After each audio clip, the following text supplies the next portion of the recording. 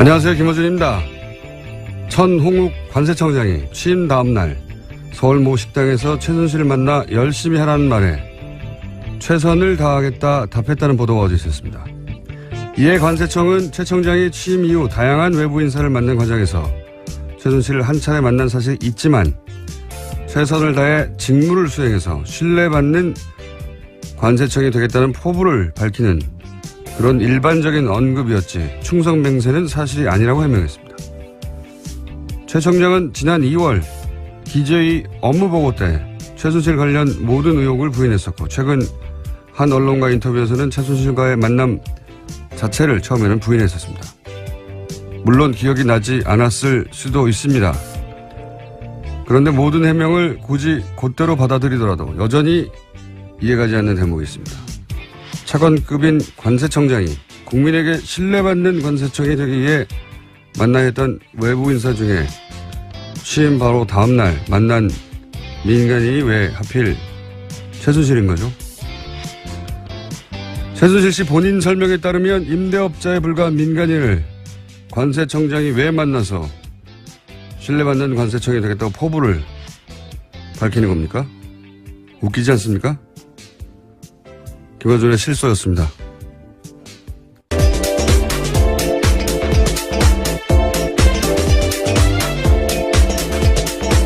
시사인의 김은지입니다. 네. 어제는 큰 사건이 하나 터졌네요. 네, 정말 충격적인 사건입니다. 자, 그런 충격적인 사건을 일단 전해주세요. 네, 어제 국민의당이 대국민 사과했습니다. 대선 때 문재인 대통령 아들인 문준용 씨의 특혜 채용 의혹을 제기한 것에 대해서인데요. 당시 의혹의 근거로 제시했던 녹취와 카카오톡 대화가 조작됐다고 밝혔습니다. 대선 4일 앞둔 지난 5월 5일에 국민의당은 문준용 씨와 미국 뉴욕 파슨스 디자인 스쿨을 함께 다닌 동료의 증언이라면서 녹취를 공개한 바가 있습니다. 그런데 이것이 국민의당 당원 이유미 씨가 남동생과 짜고 목소리 연기를 하면서 가짜 녹취 파일을 만들어서 이준서 전 최고위원에게 건넨 것이라고 합니다. 아하. 자, 그리고 나서 이제 이 사과를 하자마자 뉴스가 또 계속 쏟아졌어요. 그죠? 네, 어제 JTBC 단독 보도가 있었는데요. 이유미 씨는 지시로 한 일이라고 주장하고 있다고 합니다. 국민의당이 증거를 조작했다고 지목한 이유미 씨가 당원들에게 보낸 문자 메시지를 밝힌 건데요. 여기서 자신의 억울함을 주장하고 있습니다. 한 위원장의 지시에 따라서 허위 자료를 만든 일이고 검찰 조사 받게 됐다면서 당이 보호해주지 않는다라는 억울함을 주장하고 있다고 합니다. 그리고 나서 바로 체포가 됐죠, 또. 긴급 체포가. 네, 어제 저녁 9시쯤 이유미 씨가 긴급 체포됐습니다. 공직선거법상 허위사실 공표 혐의인데요. 검찰 관계자는 참고인 신분으로 조사했는데 피의자로 전환해 조사할 필요성이 있고 긴급 체포 사유가 된다고 판단했다고 밝혔습니다. 그렇군요. 어제는 뭐 국민의당에서는 당연히 대국민 사과를 할 수밖에 없는 상황이긴 했는데 이제 이 검찰 수사를 통해서 이 사실이 밝혀졌다면 타격이 더 컸을 테니까 네. 그나마 직접 몇 시간이나 먼저 밝히는 게 낫다고 판단한 것 같고요. 그래서 사과 형식을 취해서 일종의 정치적인 화해 제스처죠. 예. 미안하다. 사과. 미안하다고 끝날 일은 아닌 것 같습니다. 그러긴 좀 너무 늦은 것 같아요. 왜냐하면 대선이 끝난 게 이미 50일 가까이 됐고, 고소 맞고소가 있었던 게 오래전인데, 물론 이제 당에서는 이 사실을 안 게 이틀 전이라고 발표를 하긴 했는데, 그러면 그 당사자가 지금 50일 가까이 혼자서 감당하고 있었던 얘기잖아요. 예, 납득하기 어려운 점이 있고. 오히려 알았지만 계속 타이밍을 봤다. 이렇게 설명한다면 말이 되죠. 그쪽에 훨씬 설득력이 있는데, 만약에 그랬다면은, 이제 당의 피해를 최소화하기 위해서 타이밍을 봤다는 거잖아요? 그렇다는 얘기는, 문준용 씨, 피해자인 문준용 씨의 어떤 피해나 심적 고통, 이거는, 당의 피해를 막기 위해서 그건 뒀다는 거잖아요. 그동안 50일 이상. 네, 가해자의 이익을 위해서 피해자의 고통을 계속 방치한 거니까 제가 보기엔 이건 당사자가 이 사과를 받겠느냐 하는 게 첫 번째 의문이고 두 번째는 처음에는 평당원 또 자원봉사자 이렇게 소개를 했단 말이죠. 근데 이유미 씨가 이제 전남 여수갑에 지난 총선 때 예비 후보였어요. 네, 출마 선언한 적이 있습니다. 네. 이영주 의원이 당선된 지역구입니다, 아마. 네, 제 기억으로는. 근데 이제 총선에 예비 후보로 출마를 했던 사람을 자봉이라고 했다는 사실 자체가 오히려 제가 보기에는 역풍 맞을 만한 해명인 것 같고, 예. 가능하면 축소하려고 했던 거죠, 의미를. 게다가 안철수 전 의원하고 카이스트 시절에 사제지간이었다고 지금 알려지고 있고. 네, 함께 책을 썼다라는 보도도 있습니다. 그리고, 진신 캠프에서 활동하면서 대표 저자로 책도 냈던 사람이에요. 예. 그렇게 되면 어떤 정치적 도의적 책임이 안철수 전 의원에게까지 미칠 만한 사안인 것 같고요. 가장 제가 보기엔 중요한 건 당에서는 자작이라고 발표를 했는데 본인은 이준소 전 최고위원이 시킨 일이라고 하고 있는 거죠. 사실 이것도 당에서 자작이라고 발표하기에는 본인이 아니라고 주장하는 상황에서 무리수였던 것 같고. 근데 이제 이 대목부터 이제 저는 의문입니다. 이준서 최고위원, 이 영입 1호로 청년 몫의 최고위원이 된 거란 말이죠. 최고위원이라고 하면 보통 우리가 다선 현역 의원 이렇게 생각하는데 이분은 그게 아니에요. 예. 30대에 그냥 청년 몫의 최고위원이 된 것이지 실제로 대선을 여러 차례 겪어본 다선이거나 또는 현역 의원이거나 아니란 말이죠. 근데 이분이 단독으로 그런 위험천만한 조작을 했다. 이거 굉장히 납득하기 어렵다. 네, 오늘 아침 국민일보 보도로 나온 게 있는데요. 국민일보와의 통화에서 나 혼자만의 선택으로 오픈된 건 아니다. 이렇게 밝히고 있습니다. 또 이용재 의원한테 들려드린 적이 있다. 이렇게도 밝힌 바가 있고요. 들려드린 적이 있다. 예, 그렇게 언론과 통화를 근데 했네요. 이제 들려준 것하고 그것을 누군가의 지시를 받아서 조작했다는 건 다르니까. 이용주 의원은 듣기만 했을 수도 있죠. 예. 이용주 의원까지. 물론 이 의원은 들은 바 없다라고 부인하고 있습니다. 근데 이용주 의원이 이제 당시 인터뷰에서 그런 말을 한 적이 있어요. 이제 이게 복수의 사람으로부터 확인한 내용이다.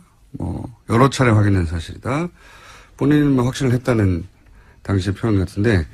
그럼 지금 어쨌든 보도되는 거 상으로는 두 사람밖에 몰랐다. 이 정도까지 왔는데 제가 보기에는 앞으로 누구까지 알았느냐 이게 포커스가 될 것 같고요. 개인적으로는 사실 이런 제보를 많이 겪어봤어요, 저는. 오랜 세월. 근데 실제 그런 제보를 받게 되면 몇 겹으로 크로스 체크를 하게 됩니다.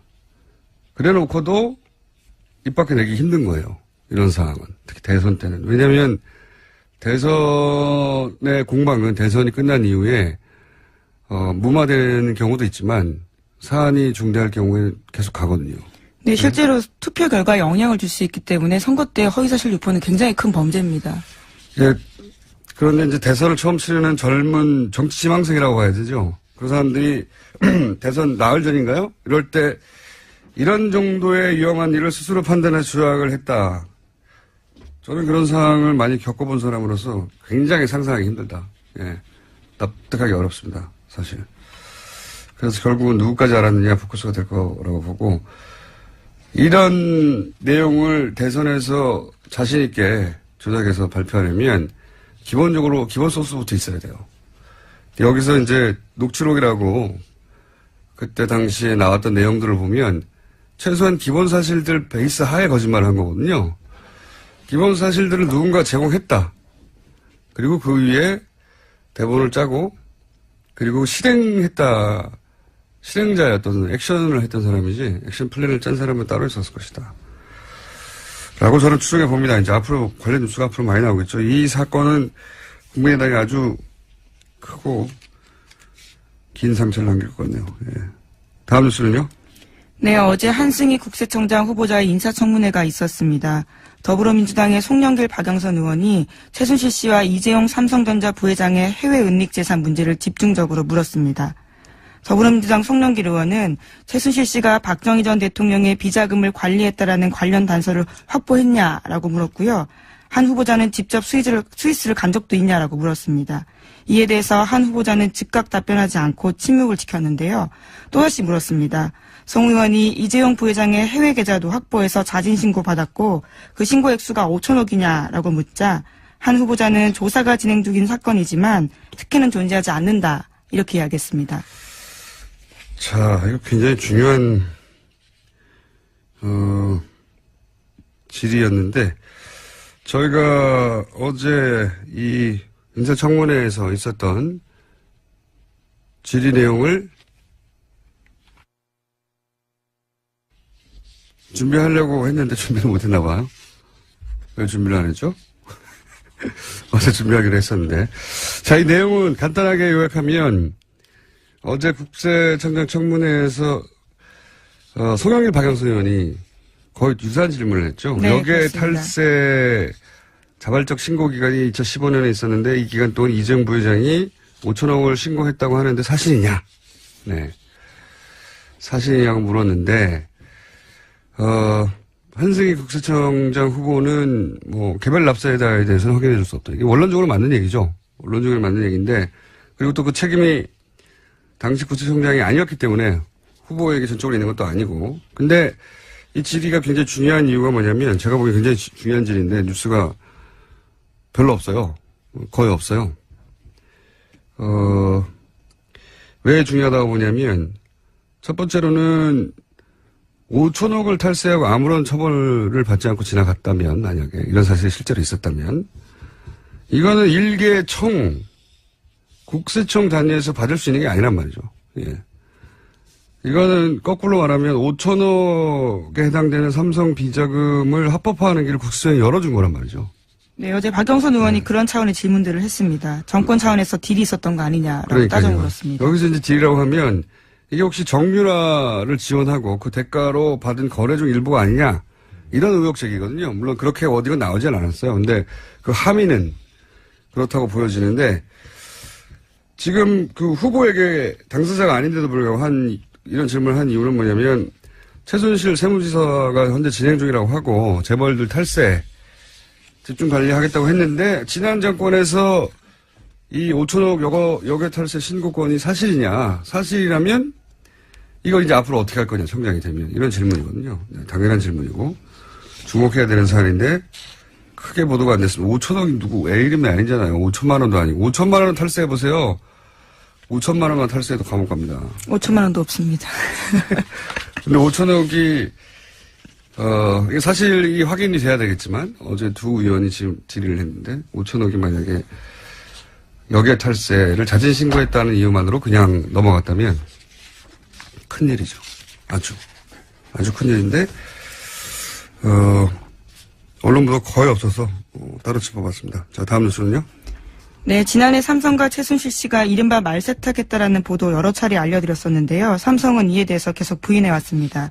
그런데 최근 검찰 조사에서 정유라 씨가 삼성이 먼저 말세탁 제안했다라는 이야기했다고 SBS가 어제 보도했습니다.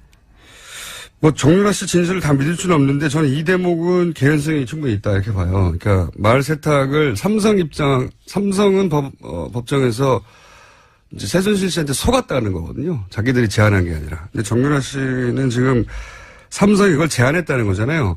개연성이 있다고 보는 이유는 뭐냐면 당시 최순실 씨가 VIP가 말을 사주라고 했지 빌려주라고 했냐고 불만을 승마협회 박원호 전무한테 했었다. 그런 보도가 있었는데 그러니까 이제 소유권 문제를 해결하는 방식을 고민하지 않을 수 없었다. 당시 삼성이. 그래서 이렇게 어렵게 말세탁 쿠션으로 해결하는 묘안을 냈던 게 아니냐라고 생각해 볼 수 있는 그런 대목입니다. 말세탁 얘기 계속 나오네요. 네. 자, 다음 뉴스는요. 네, 어제 삼성 전직 고위 임원들이 박근혜 전 대통령 재판 증인으로 나왔습니다. 그런데 이들 모두 증언을 거부했습니다. 이 말세탁 관련이 뭐니 물어볼 수 있는 대상자들인데 다 거부한 거죠, 다. 네, 형사재판에서 불리하게 작용할 수 있기 때문에 거부 사유 밝혔습니다. 본인들에게 유리하게 작용할 수 있는 것도 말 안 해요. 그러니까 모든 증언을 다 거부한 거 사실 이런 거는 처음입니다. 증인들이 안 나오면 모를까 나와서 전면적으로 모두 다 재벌의 소속 임원들이 재판에 나와서 증언을 한 적이 많거든요, 과거에. 처음 있는 일입니다. 삼성 직원들은 아무도 말을 안 하는 거죠, 지금. 무슨 말도. 대단합니다, 예. 자, 다음 순요. 정유라 씨가 삼성의 승마 지원금이 다른 선수에게 가지 못하도록 개입했다라는 채널A 보도도 있었습니다. 박원호 전 승마협회 전무는 최근 검찰에 출석해서 한 이야기인데요. 승마 관련 전문 지식이 없는 최순실 씨를 대신해서 정유라 씨가 선수 선발 전반에 관여한 것으로 안다라고 진술했다고 합니다. 이 얘기는 그런 얘기죠. 원래 이제 승마협회를 통해서, 그림으로는 정유라 씨 혼자를 지원한다고 할 수 없으니까 삼성이. 그림으로는 6명을 뽑아서 지원하는 것으로, 그림을 그렸어요. 예. 그려놓고 이제 마사회에서도 국가대표, 감독급을 데려갔죠. 근데 6명을 결국 안 뽑았어요. 네, 애초부터 정유라 씨 한 명을 위한 네, 지원이었다라는 게 보이는 거죠. 근데 아마도 저는 삼성에서는 몇 명이 가기를 원했을 것 같아요. 그래야지 이 컴플리츠가 되잖아요. 네, 위장이 되는데 그럴 생각이 없었기 때문에 모조리 다 거절했죠. 그러면 삼성이 거꾸로 정말 그 올림픽 2020년 올림픽에서 승마 금메달을 따기 위한 프로젝트였다면 삼성이 돈을 주는 갑이잖아요. 돈을 주는 사람이 갑이니까 보통은 거절해도 무조건 선수를 보내거나 압박해야 되는데 거꾸로 이쪽에서 거절하면 안 보내는 것으로 최순실 씨가 원하는 대로 다 진행이 됐죠. 카불이 사실은 최순실 씨 쪽이 갑이었다는 거죠. 예. 그 얘기는 여러 차례 나왔는데. 네. 그런데 그 중에 선수 선발에 관한 내용은 정유라 씨가 개입을 했고 정유라 씨가 아무것도 모른다고 했는데 정유라 씨가 개입한 정황들이 많이 나오니까 영장은 저는 세 번째는 이례적이지만 재청구돼야 된다고 저는 생각하는데 자 관련 쪽 계속 나오고 있습니다. 지금 재판 중이라서 그런지 뉴스 하나 정도 더 할 수 있을 것 같습니다. 네, 지난달 25일 청와대 경호실이 이영선 전 경호관 파면했습니다. 직위해제 상태로 경호실 본부에 근무하다가 징계 처분 받은 건데요. 명예를 실추했다라는 것이 징계 사유입니다. 당연한 뉴스로 하나 더 합시다. 너무 짧아서 코멘트할 게 없어요. 네, 그리고 미국 트럼프 행정부가 빅터차 CSIS 한국 석자 겸 조지타운드 교수를 차기 주한 미국 대사에 내정했다고 알려졌습니다. 또 나왔네요. CSIS. 제가 지난주 내내 외교안보 분야의 탑 싱크탱크인데 여기 부소장 확연한 친일본적인 인사고 친일본적인 발언도 많이 해왔고 그리고 이제 이 CSIS의 일본 재단 사학화 재단의 자금도 많이 들어갔고 지원도 그래서 친일본적인 성향을 띈다. 거기에 소속되어 있는 한국계죠. 예. 이분은 나름 유명한 분입니다. 네오콘으로. 네, 부시 행정부에서도 일을 했었습니다. 네, 대북 관경책으로 유명한 분이죠. 거의. 일본의 대북 정책과 거의 맥을 같이 하는 주장을 오랫동안 해왔던 분입니다. 네. 지금 우리 상황에서는 한국계이긴 하지만 전혀 반갑지 않은. 네. 오늘 여기까지 하겠습니다. 지금까지 시사의 뉴스공장 인기 코너 중 나라 걱정 이혜원 의원이 바른정당 당대표로 선출됐습니다. 잠시 연결해 보겠습니다. 안녕하세요, 의원님. 네, 안녕하세요. 이제 대표님이라고 불러야 되겠군요. 네. 네. 박근혜 전 대통령에게 핍박받던 불쌍한 정치인으로 이 뉴스공장에 처음 나오신 게 얼마 안 된 것 같은데, 네. 정말 그러네요. 예. 네, 이제 원내 정당의 당대표가 되셨습니다. 저희 뉴스공장 스태프들도 다 같이 축하드립니다. 아유, 감사합니다. 이거 네. 어깨가 무거워서 이게 축하 꼭 받을 만한 일도 아닌 것 같습니다. 내려오실 때 내려오더라도 일단. 네, 열심히 하겠습니다. 저도 개인적으로 이 정치 초년병 시절부터 제가 배워왔는데 당대표가 되신 날이 왔네요. 네. 네, 제가 초선일 때 뵀으니까. 오래됐습니다. 10월이. 예, 네. 그 사이에 많은 일도 있었고. 네. 근데 제가 바른정당 창당되고 나서 네. 의원님이 이제 당대표 나가시면 당대표 되실 거라고 나가시라고 당대표 되실 거라고 그랬던 기억나십니까? 네, 그럼요. 많이 말씀하셨죠. 네. 근데 그때는 안 된다고 거절하셨다가 거절이라기보다는 그럴 생각 없다고 하셨다가 왜 이번에는 꼭 당대표가 돼야 되겠다고 나가셨습니까? 당이 어려운데 제가 탈당하고 창당하면서 같이 가자 이 어려운 길이지만 그래도 우리가 정치하면서 꼭 좋은 길만 갈 수는 꽃길만 갈 수는 없지 않냐. 어려운 길인데도 중요하고 의미 있는 길이니까 같이 가자 하고 제가 좀 설득을 해서 모시고 온 분들이 있었습니다. 근데 그분들이 저한테 그 말을 그대로 되돌려주면서 저한테 당신 혼자 살겠다는 거냐 이렇게 막 얘기하실 때 뉴스 공장이나 하면서 네, 제가 혼자 살겠다는 거냐. 네, 그 말씀에 무릎을 꿇었습니다. 진짜 아 이게 아니구나. 더 이상 할 말이 없구나 했습니다. 네. 물론 제 말을 듣고 당대표 출마하신 건 아니지만 저는 알아봤습니다. 곧 당대표 그 되실 말도 거. 사실은 저한테 생각하는 계기를 줬는데 그 진행자의 그 말이 또 많은 사람이 저한테 전화해서 너만 살겠다는 거냐 하고 압박하는 계기가 됐습니다. 예, 저는 알고 있었어요. 당대표가 되실 거라는 걸. 자. 도와주십시오. 네. 당대표가 되셨으니까 저희 고정 코너는 이제 곧 문을 닫나요? 내일 제가 마지막 방송 하겠습니다. 네. 그럼 내일까지만 하고 그러면 네. 하태경 최고위원을 고정을 해야 되겠습니다. 네, 그렇게 부탁드릴게요. 박빙으로 사실 승부가 박빙이었어요, 그죠? 네. 생각보다 박빙이었고 어쨌든 그럼에도 불구하고 호남을 제외하고는 경선 기간 내내 1위를 하셨는데 네. 본인이 분석하는 승리의 비결은 뭡니까? 많은 분들이 이해훈 하면 눈치 보지 않고 유불리 따지지 않고 그래도 자기가 생각하는 바를 늘 말해왔다 이렇게 인식은 해주신 것 같아요. 그리고 또 이 성격을 보시고 당이 어려운데 뭐 1000길 낭떠러지라도 10길 불속이라도 그런 거 안 따지고 뛰어드는 사람은 이해훈 아닌가 이렇게들 좀 인정해 주신 것 같습니다. 이게 제 자화자찬입니다. 네.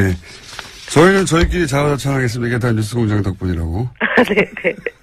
유승민 의원은 뭐라고 하시던가요? 당선 후에? 사실 어제 오후 늦게 선출이 됐고요. 그리고 이거 거짓말 안 못해서 지금까지 인터뷰가 한 30개쯤 이렇게 진행이 되다 보니까 사실 뭐 도저히 누구한테 연락을 한다 이게 불가능이었습니다. 그리고 전화통이 거의 불이 나서 한 1000몇백 개가 오니까 제가 누구한테 전화를 거는 일이 불가능이었습니다. 사실상. 네, 그랬을 것 같네요. 그래서 아직도 못 통화도 못 해보셨다고요? 예, 연락 자체를 못했습니다. 예. 네, 그거는 내일 수요일 날 나오실 때 전해주시고요.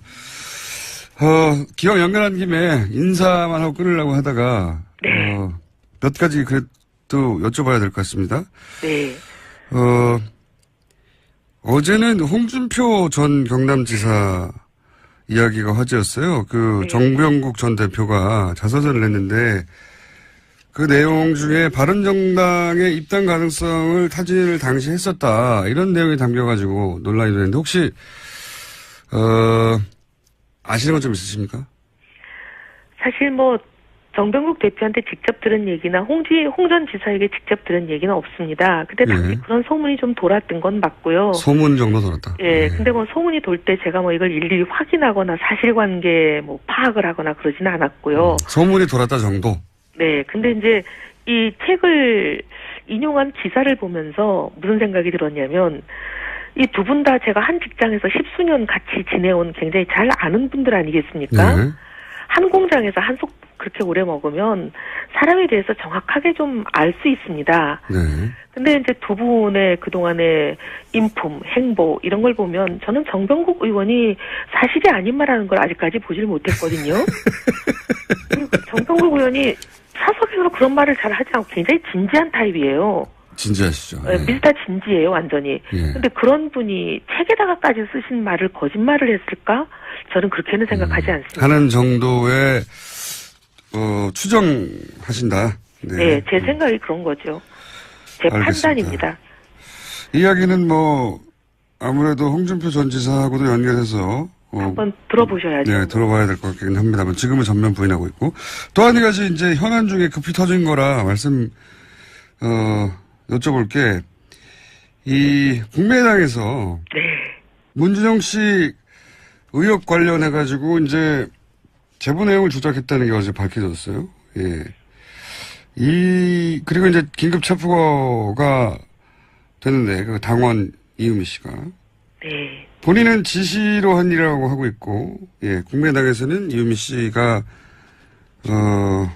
스스로 자작한 거라고 하는 게 현재까지 입장인 것 같습니다. 이 사건에 대해서는 어떻게 입장을 가지고 계십니까? 너무 기가 막혀서 처음에 이게 믿기지가 않았어요. 어떻게 저런 일이 있을 수 있나. 그리고 뭐 녹음 파일이나 이런 카톡 캡처를 조작했다는 게 이게 도대체 믿기지가 않았는데요. 더 이제 점입가경으로 가는 부분이 최고위원 중에 한 분인 어떤 분과 이게 연관이 되어 있고 그분이 이미 조작 사실을 알았다까지 갔더니 그것도 기겁을 할 일이었는데 이제는 드디어 뭐 지시 얘기까지 나와서 이게 도대체 끝이 어디인가. 아, 정말 걱정되는 상황입니다. 이게, 당원이라고, 이제, 국민의당에서는 표현했지만 사실은, 출마까지 하셔서 예. 당선 받으셨던 분 아닌가요? 예, 그러니까 당원이라고 하기에는, 그리고 자봉이라고 하기에는 뭐, 아니죠. 예. 예. 그 위상이 당내에서 다른데, 근데 여하간 이분이 지시를 한 일이라고 주장하고 있는데, 의원님의 경험, 대표님의 경험은 어떻습니까? 대표님도 사실은, 대선 전국 속에서 경락을 겪으셨고, 이런 유사한 일들을 많이 보셨잖아요. 이게, 여기도 물론 추정밖에 할 수 없으시겠지만, 이게 본인이 혼자 할 일 수준에 이를까요? 예. 사실 대선 후보고, 그리고 당선 가능성이 거의 뭐 9%라고 되어 있는, 대선 후보의 가족과 관련된, 그러니까 어떻게 보면 대선 전국의 가장 결정적인 사안 아니었겠습니까? 예. 그런 사안을 조작을 할 정도면은 보통 강심장으로 이건 어렵습니다. 그렇습니다. 근데 뭔가 이런 그 엄청난 일을 그 위험 부담을 안고 할 때는 뭔가 약속이 있거나 대가가 있지 않고는 이런 일을 하기가 어렵지 않을까 그렇죠. 생각이 뒤를 들어요. 누가 봐준다고 약속해줬거나. 네. 근데 사전에 그런 암묵적인 뭐 합의건 거래건 뭔가가 있지 않고 이분이 또 여성이더라고요. 예. 젊은 여성.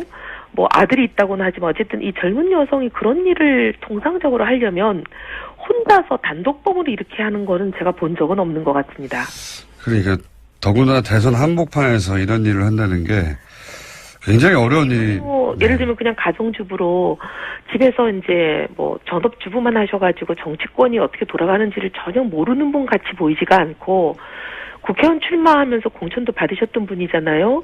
그러니까 이게 정치권이 어떻게 돌아가는 건지 대선에서 이런 일이 얼마만큼 심각하고 엄청난 그 희생과 자기가 대가를 치를 수 있는 일인지 아마 상당히 인지가 되어 있지 않을까 그런 생각이 듭니다. 그 얘기는 여기까지 하고요. 예. 네. 대표님도 추정이시니까. 네. 자, 오늘은 그냥 인사만 드리려고 전화했습니다. 어차피 내일 나오실 거기 때문에 축하드리고요. 네. 한 가지만 마지막으로 여쭤볼게요. 앞으로 바른 정당은 자유한국당과 어떻게 차별합니까? 정체성하고 정치하는 방식 두 가지가 다 확연하게 차별화가 됩니다. 정체성은 뭐 너무 말이 길지만 어쨌든 뭐 안보라는 이름 하에 뭐 빨갱이 몰이하고 종북 딱지 붙이고 이런 일 우린 절대 안 하고요. 그다음에 뭐 시장경제라는 이름으로 재벌이나 힘 있는 사람들의 특권 반칙 횡포 이런 거 대변하고 비호하고 돌격대하는 이런 가짜 보수 저희는 절대 안 합니다. 그리고 정치하는 방식은 사사건건 발목 잡는 그런 발목 잡는 정치 안 하고요. 저희는 과감하게 협력할 거 하고 반대할 거는 저희가 먼저 대안을 제시하면서 딱 몇 개 최우선 순위로 탑 1, 2, 3 정도 정해서 결연히 막아야 될 우리 정체성에 안 맞는 것은 저희가 반대하겠습니다. 알겠습니다. 오늘 여기까지 듣고요. 내일 네. 스튜디오에서 뵙겠습니다. 감사합니다. 감사합니다. 지금까지 바른정당 이혜훈 신임 당대표였습니다.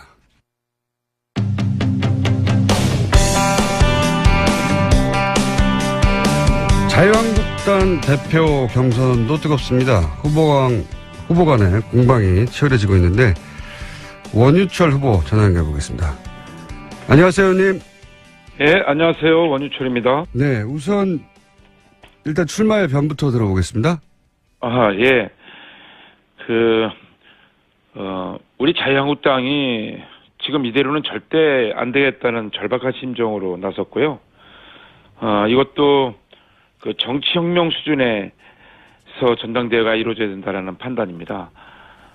이번에 선출되는 이제 당대표는 두 가지 사명이 주어진다고 보고 있는데요. 첫 번째는 이제 제1야당으로서 문재인 정부의 그 독주와 실정을 강력히 견제하고요. 두 번째는 내년에 있을 지방선거에서 승리를 반드시 이끌어내야 되는 그런 사명이 주어진다고 보고 있습니다.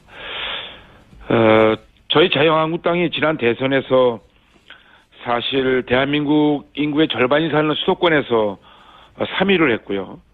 이 3위를 한 이후에는 그 20, 30대의 젊은 청년층 또 여성들이 우리 자유한국당을 외면했다고 보여지고 있습니다. 판단하고 있습니다. 그래서 보다 젊고 강한 당대표가 돼서 다시 승리하는 자유한국당을 만들겠다는 그런 각오로 나서게 됐다는 말씀을 드립니다. 네, 그 말씀은 잘 들었고요. 근데 이제 최근도 아니죠. 어제부터 홍준표 후보와 대립각을 굉장히 세우고 계신데 이런 이야기가 이제 크게 논란이 됐습니다. 홍준표 후보가 바른정당을 창당할 무렵에 바른정당의 합류를 타진했다. 라고 하는 이야기가 있고 이걸 언급하셨어요. 그러자 홍준표 후보는 그건 거짓말이라면서 공개 사과하지 않으면 법적 책임을 묻겠다. 이렇게 이제 두 분이 전면전을 앞두고 있는 것처럼 보이는데 우선 홍준표 후보가 바른정당에 합류를 타진했다는 건 어떤 근거에서 하시는 말씀이십니까? 제가 이 문제를 어저께 제기한 것은요. 그 작년에 대통령 선거를 앞두고요. 네. 우리 새누리당을 탈당해서 바른정당을 가려고 했던 당시의 의원들에게 예. 제가 굉장히 만류를 했습니다. 네. 당시 김무성 당대표나 유승민 원내대표에게 찾아뵙기도 하고 전화도 드려서 새누리당의 균열은 보수의 균열이고 이 대통령 선거를 앞두고 당이 쪼개진다는 건 말이 안 되지 않느냐. 제발 우리가 같이 힘을 모아서 새롭게 출발하자고 설득도 하고 호소도 했습니다. 그때 제가 이제 당에서 비상 중진 6인 협의체라는 걸 구성해서 그 6인 중진 모임들이 의원총회에서 의원들께서 추인해 주셔서 활동을 했습니다. 그때 6인 중진 협의체라는 건 뭐냐면 당내에서 또 비대위원장을 선출하게 되면 또 친박이니 비박이니 또 싸우게 될 거 아니겠습니까? 그래서 국민의 마음에 드시는 분을 국민의 눈높이에 맞춰서 외부에서 비대위원장을 우리가 모셔오자. 그 역할을 하는 것이 이제 비상중진 6인 협의체였습니다. 그 당시에 저하고 지금 원내대표하고 계신 이제 정우택 원내대표, 홍문종 의원, 나경원 의원, 김재경 의원, 주호영 이렇게 6명이 했죠. 그렇게 저는 그 당시에 우리 새누리당의 균열과 또 보수의 분열을 막기 위해서 나름대로 노력했는데 어저께 제가 충격적인 소식을 들은 겁니다. 그건 뭐냐면 이제 정병국 그 바른정당 전 대표께서 나는 반성한다라는 이 책을 출판하셨는데 거기에 이제 홍준표 전 경남지사가 그 바른정당 신당 그 창당 당시에 측근을 통해서 합류 의사를 밝혔었다라는 그 내용이 있다는 거예요. 그래서 이건 도저히 있을 수 없는 얘기 아니야. 저는 굉장히 서운했죠. 특히 저는 이제 홍준표 후보께서 2심에서 무죄를 받았을 때 제가 직접 페이스북에 글을 올리고 축하를 한다. 무죄 확정을 축하한다. 우리 그 새누리당에 즉각 입당을 하셔라라는 권고의 말씀까지 드린 사람 입장에서는 이 소식이 굉장히 저한테는 청천벽력 같고 사실 굉장히 서운했던 거죠. 그래서 현장에서 확인한 겁니다. 이런 사실이 있었냐. 사실이 있었다면 정말 유감이다. 했던 게 그 저의 어저께 정견 발표장에서 있었던 일입니다. 그러니까 그 자서전에 나왔던 내용을 혹시 정병국 전 대표에게 직접 확인하시거나 혹은 그 즈음에 다른 분 제3자로부터 이야기를 듣거나 하시지는 않은 거군요. 제가 언론 기사를 보고 깜짝 놀란 거죠. 언론에 보도가 된 것을 보고 이런 사실이 있는데 이게 사실이 아니길 바라겠다. 그렇지만 사실이라면 정말 이거 서운한 일이다. 심각한 문제다라고 문제 제기를 했던 거죠. 네. 그렇군요. 추가 확인이 됐다는 건 아니고, 예. 알겠습니다. 요 사안은. 이게 다 나와 있습니다. 다시 쓰는 개혁보수라는 우리 정병국 전 대표께서 쓴 책에 다 나와 있습니다. 네. 알겠습니다. 그 사연은 정병국 전 대표나 아니면 홍준표 후보 당사자에게 제가 여쭤보기로 하고. 근데 이제 홍준표 후보는 최근에 이 경선 관련해서 TV 토론도 거부하고 있고, 그리고, 원유철 후보가 영향이 되면 자신이 사퇴하겠다고 했는데 사퇴를 안 하는 걸 보면, 기본적으로 다른 후보들의 영향이 자신에 못 미친다고 생각하고 있는 것 같은데요. 어떻게 보십니까? 자유한국당의 당대표 후보로 나온 이유가 도대체 뭔지 모르겠습니다. 당대표로 나오셨으면, 당대표가 되었을 때 자유한국당을 어떻게 혁신시키고 어떠한 비전과 또 어떠한 그 청사진으로 당원과 국민들에게 새로운 희망을 줄 것인가를 당원과 국민들에게 알려야 되지 않겠습니까? 이 전당대회를 조용히 치르시자고 하는데요. 전당대회를 조용히 치를 바에는 하지 않는 게 좋죠. 전당대회를 왜 치릅니까? 아예 안 하는 게 낫죠. 전당대회라는 것은 이제 컨벤션 효과를 내야 되지 않겠습니까?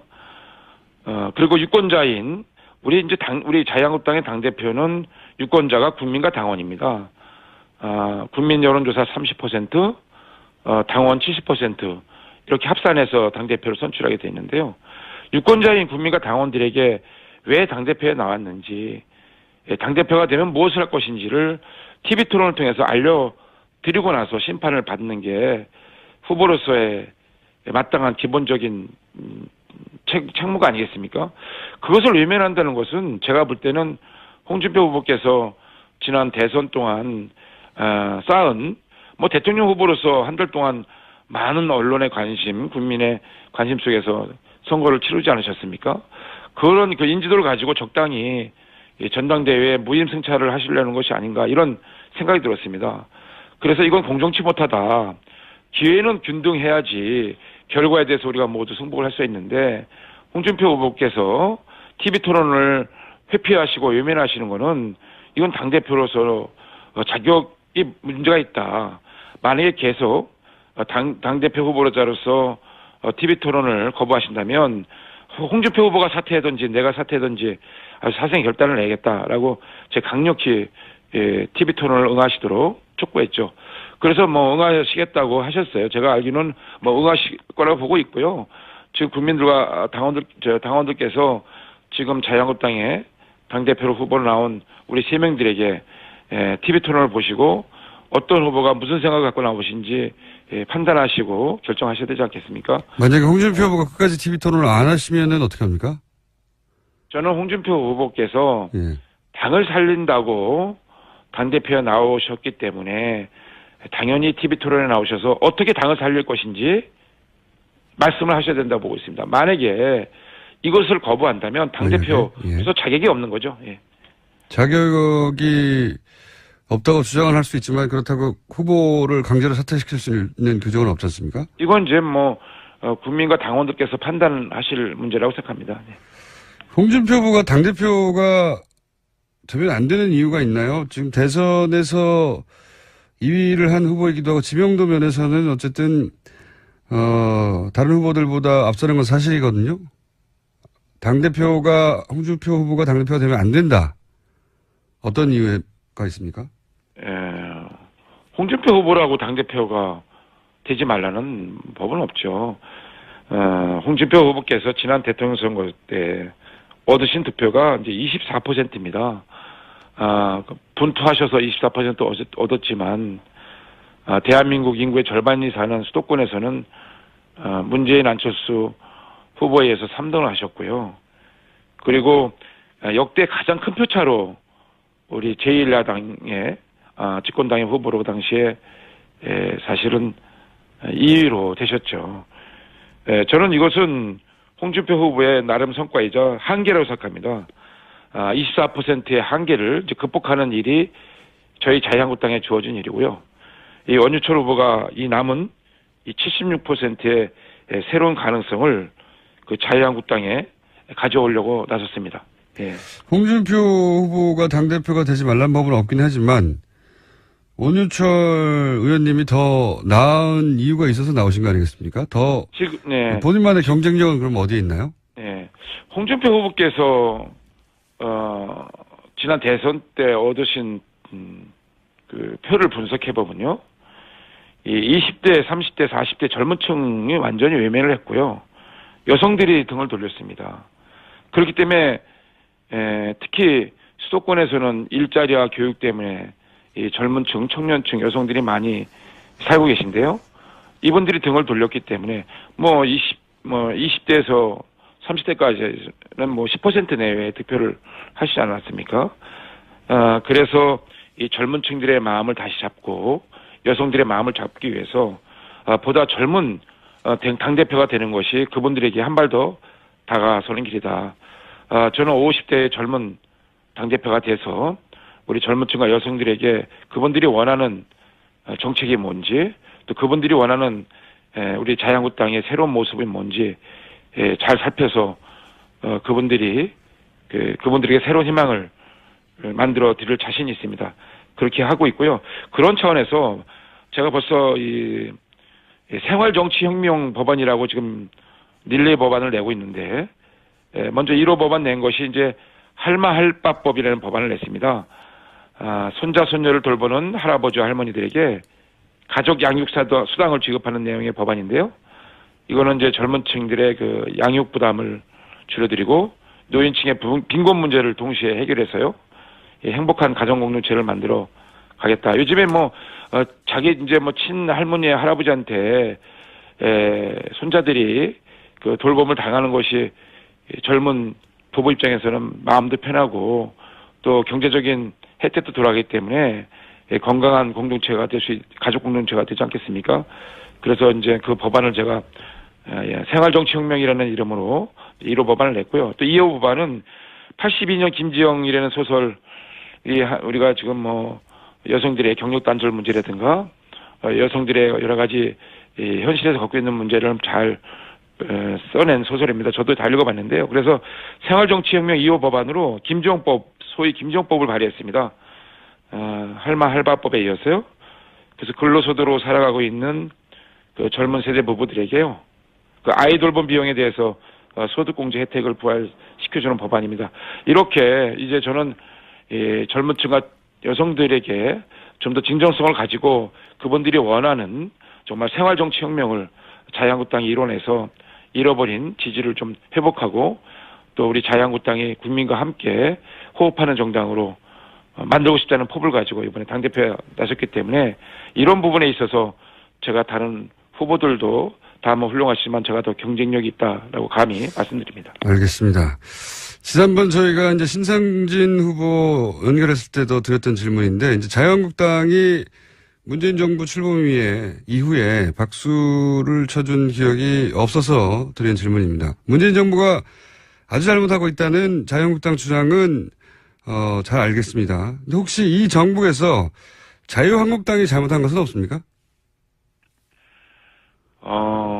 자유한국당은 지금까지 잘못을 했죠. 솔직히 정권을 놓친 것도 저를 포함해서 우리 자유한국당의 의원들의 잘못이다. 특히 중진 의원인 제 잘못이 아주 가볍지 않다는 사과의 말씀. 출범 이유를 제가 지금 여쭈는. 출범 이유는 저희는 이제 제1야당으로서요.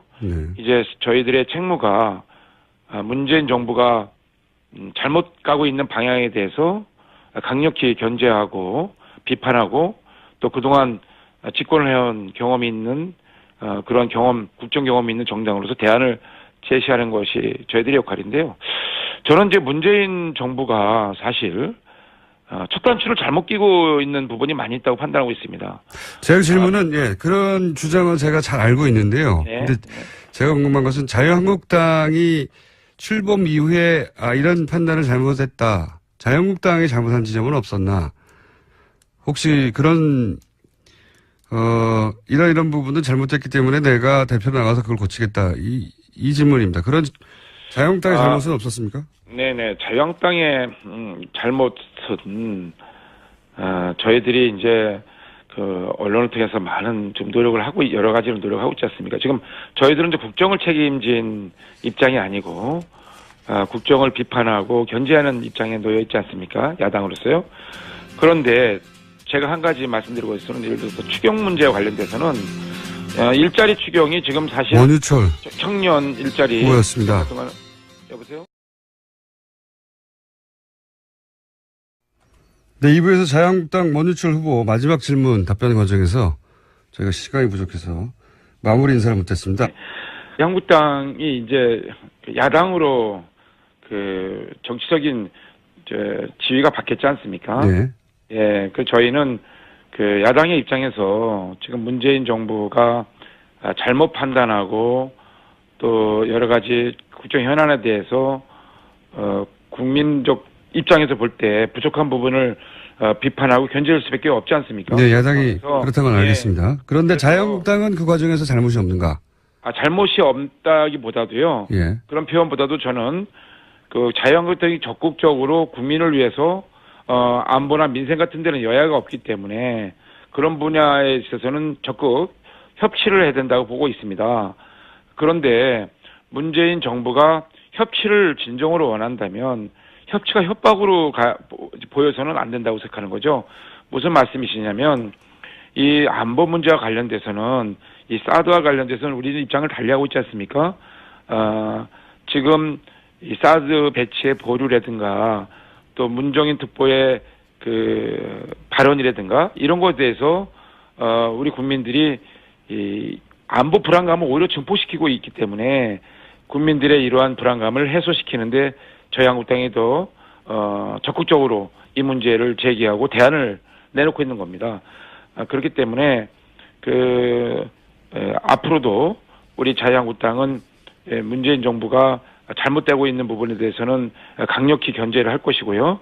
또 나아가서는 대안도 분명히 내놔서 진정으로 협치를 통해서 국민들이 원하는 새로운 정치를 우리 자유한국당이 해나갈 것이다.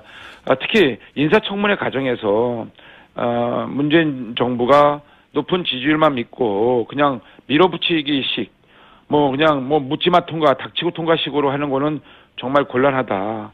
또 이 사드 배치와 관련돼서도 이것을 그냥 밀어놓고 그러니까 바로바로 문제를 해결하지 않고 뒤로 밀어놓는 식의 결정은 결국은 미국이나 중국 다 두 나라 다 놓칠 수 있는 아주 좋지 못한 결정이다. 첫 단추를 잘못 끼고 있다고 저는 개인적으로 판단하고 있기 때문에 알겠습니다. 이러한 모든 것이 국정 불안의 씨앗을 잉태하고 있고 잘못하면 국정 바탄에 지뢰를 싣고 있는 것이다. 알겠습니다. 이 지뢰를 예. 제거하고 심지 못하도록 하는 역할을 우리가 반드시 할 거다라는 말씀드립니다. 자유한국당의 잘못은 그럼 없는 것으로 정리하고 오늘 여기까지 하고요. 대표님이 되시면 네네. 저희가 스튜디오 직접 모시겠습니다. 네. 네네. 예. 저희들도 더 잘하도록 노력하겠습니다. 네. 예. 오늘 말씀 감사합니다.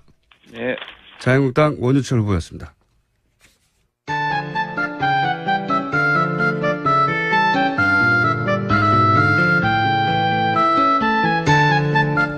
자, 노르가즘입니다. 노르가즘. 최근에 나온 제목 중에는 이게 최고인 것 같습니다.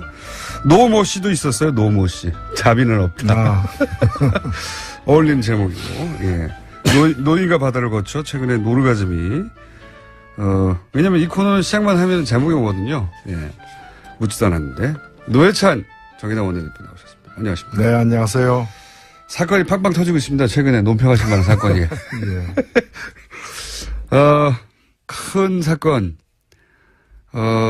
어제 터졌죠. 국민의당. 예, 예. 어떻게 보십니까, 이 사안? 글쎄요, 이게 깜짝 놀랄 만한 사건이죠. 이런 이걸 만일 당시에 판세가 박빙이었다면은 이거 하나로 선거 결과가 바뀔 수도 있는. 그렇죠. 역사가 바뀔 수도 있고 국가의 운명이 달라질 수도 있는 이 엄청난 일을, 누가 했다라는 것 자체가 믿기 힘든 지금 상황이에요.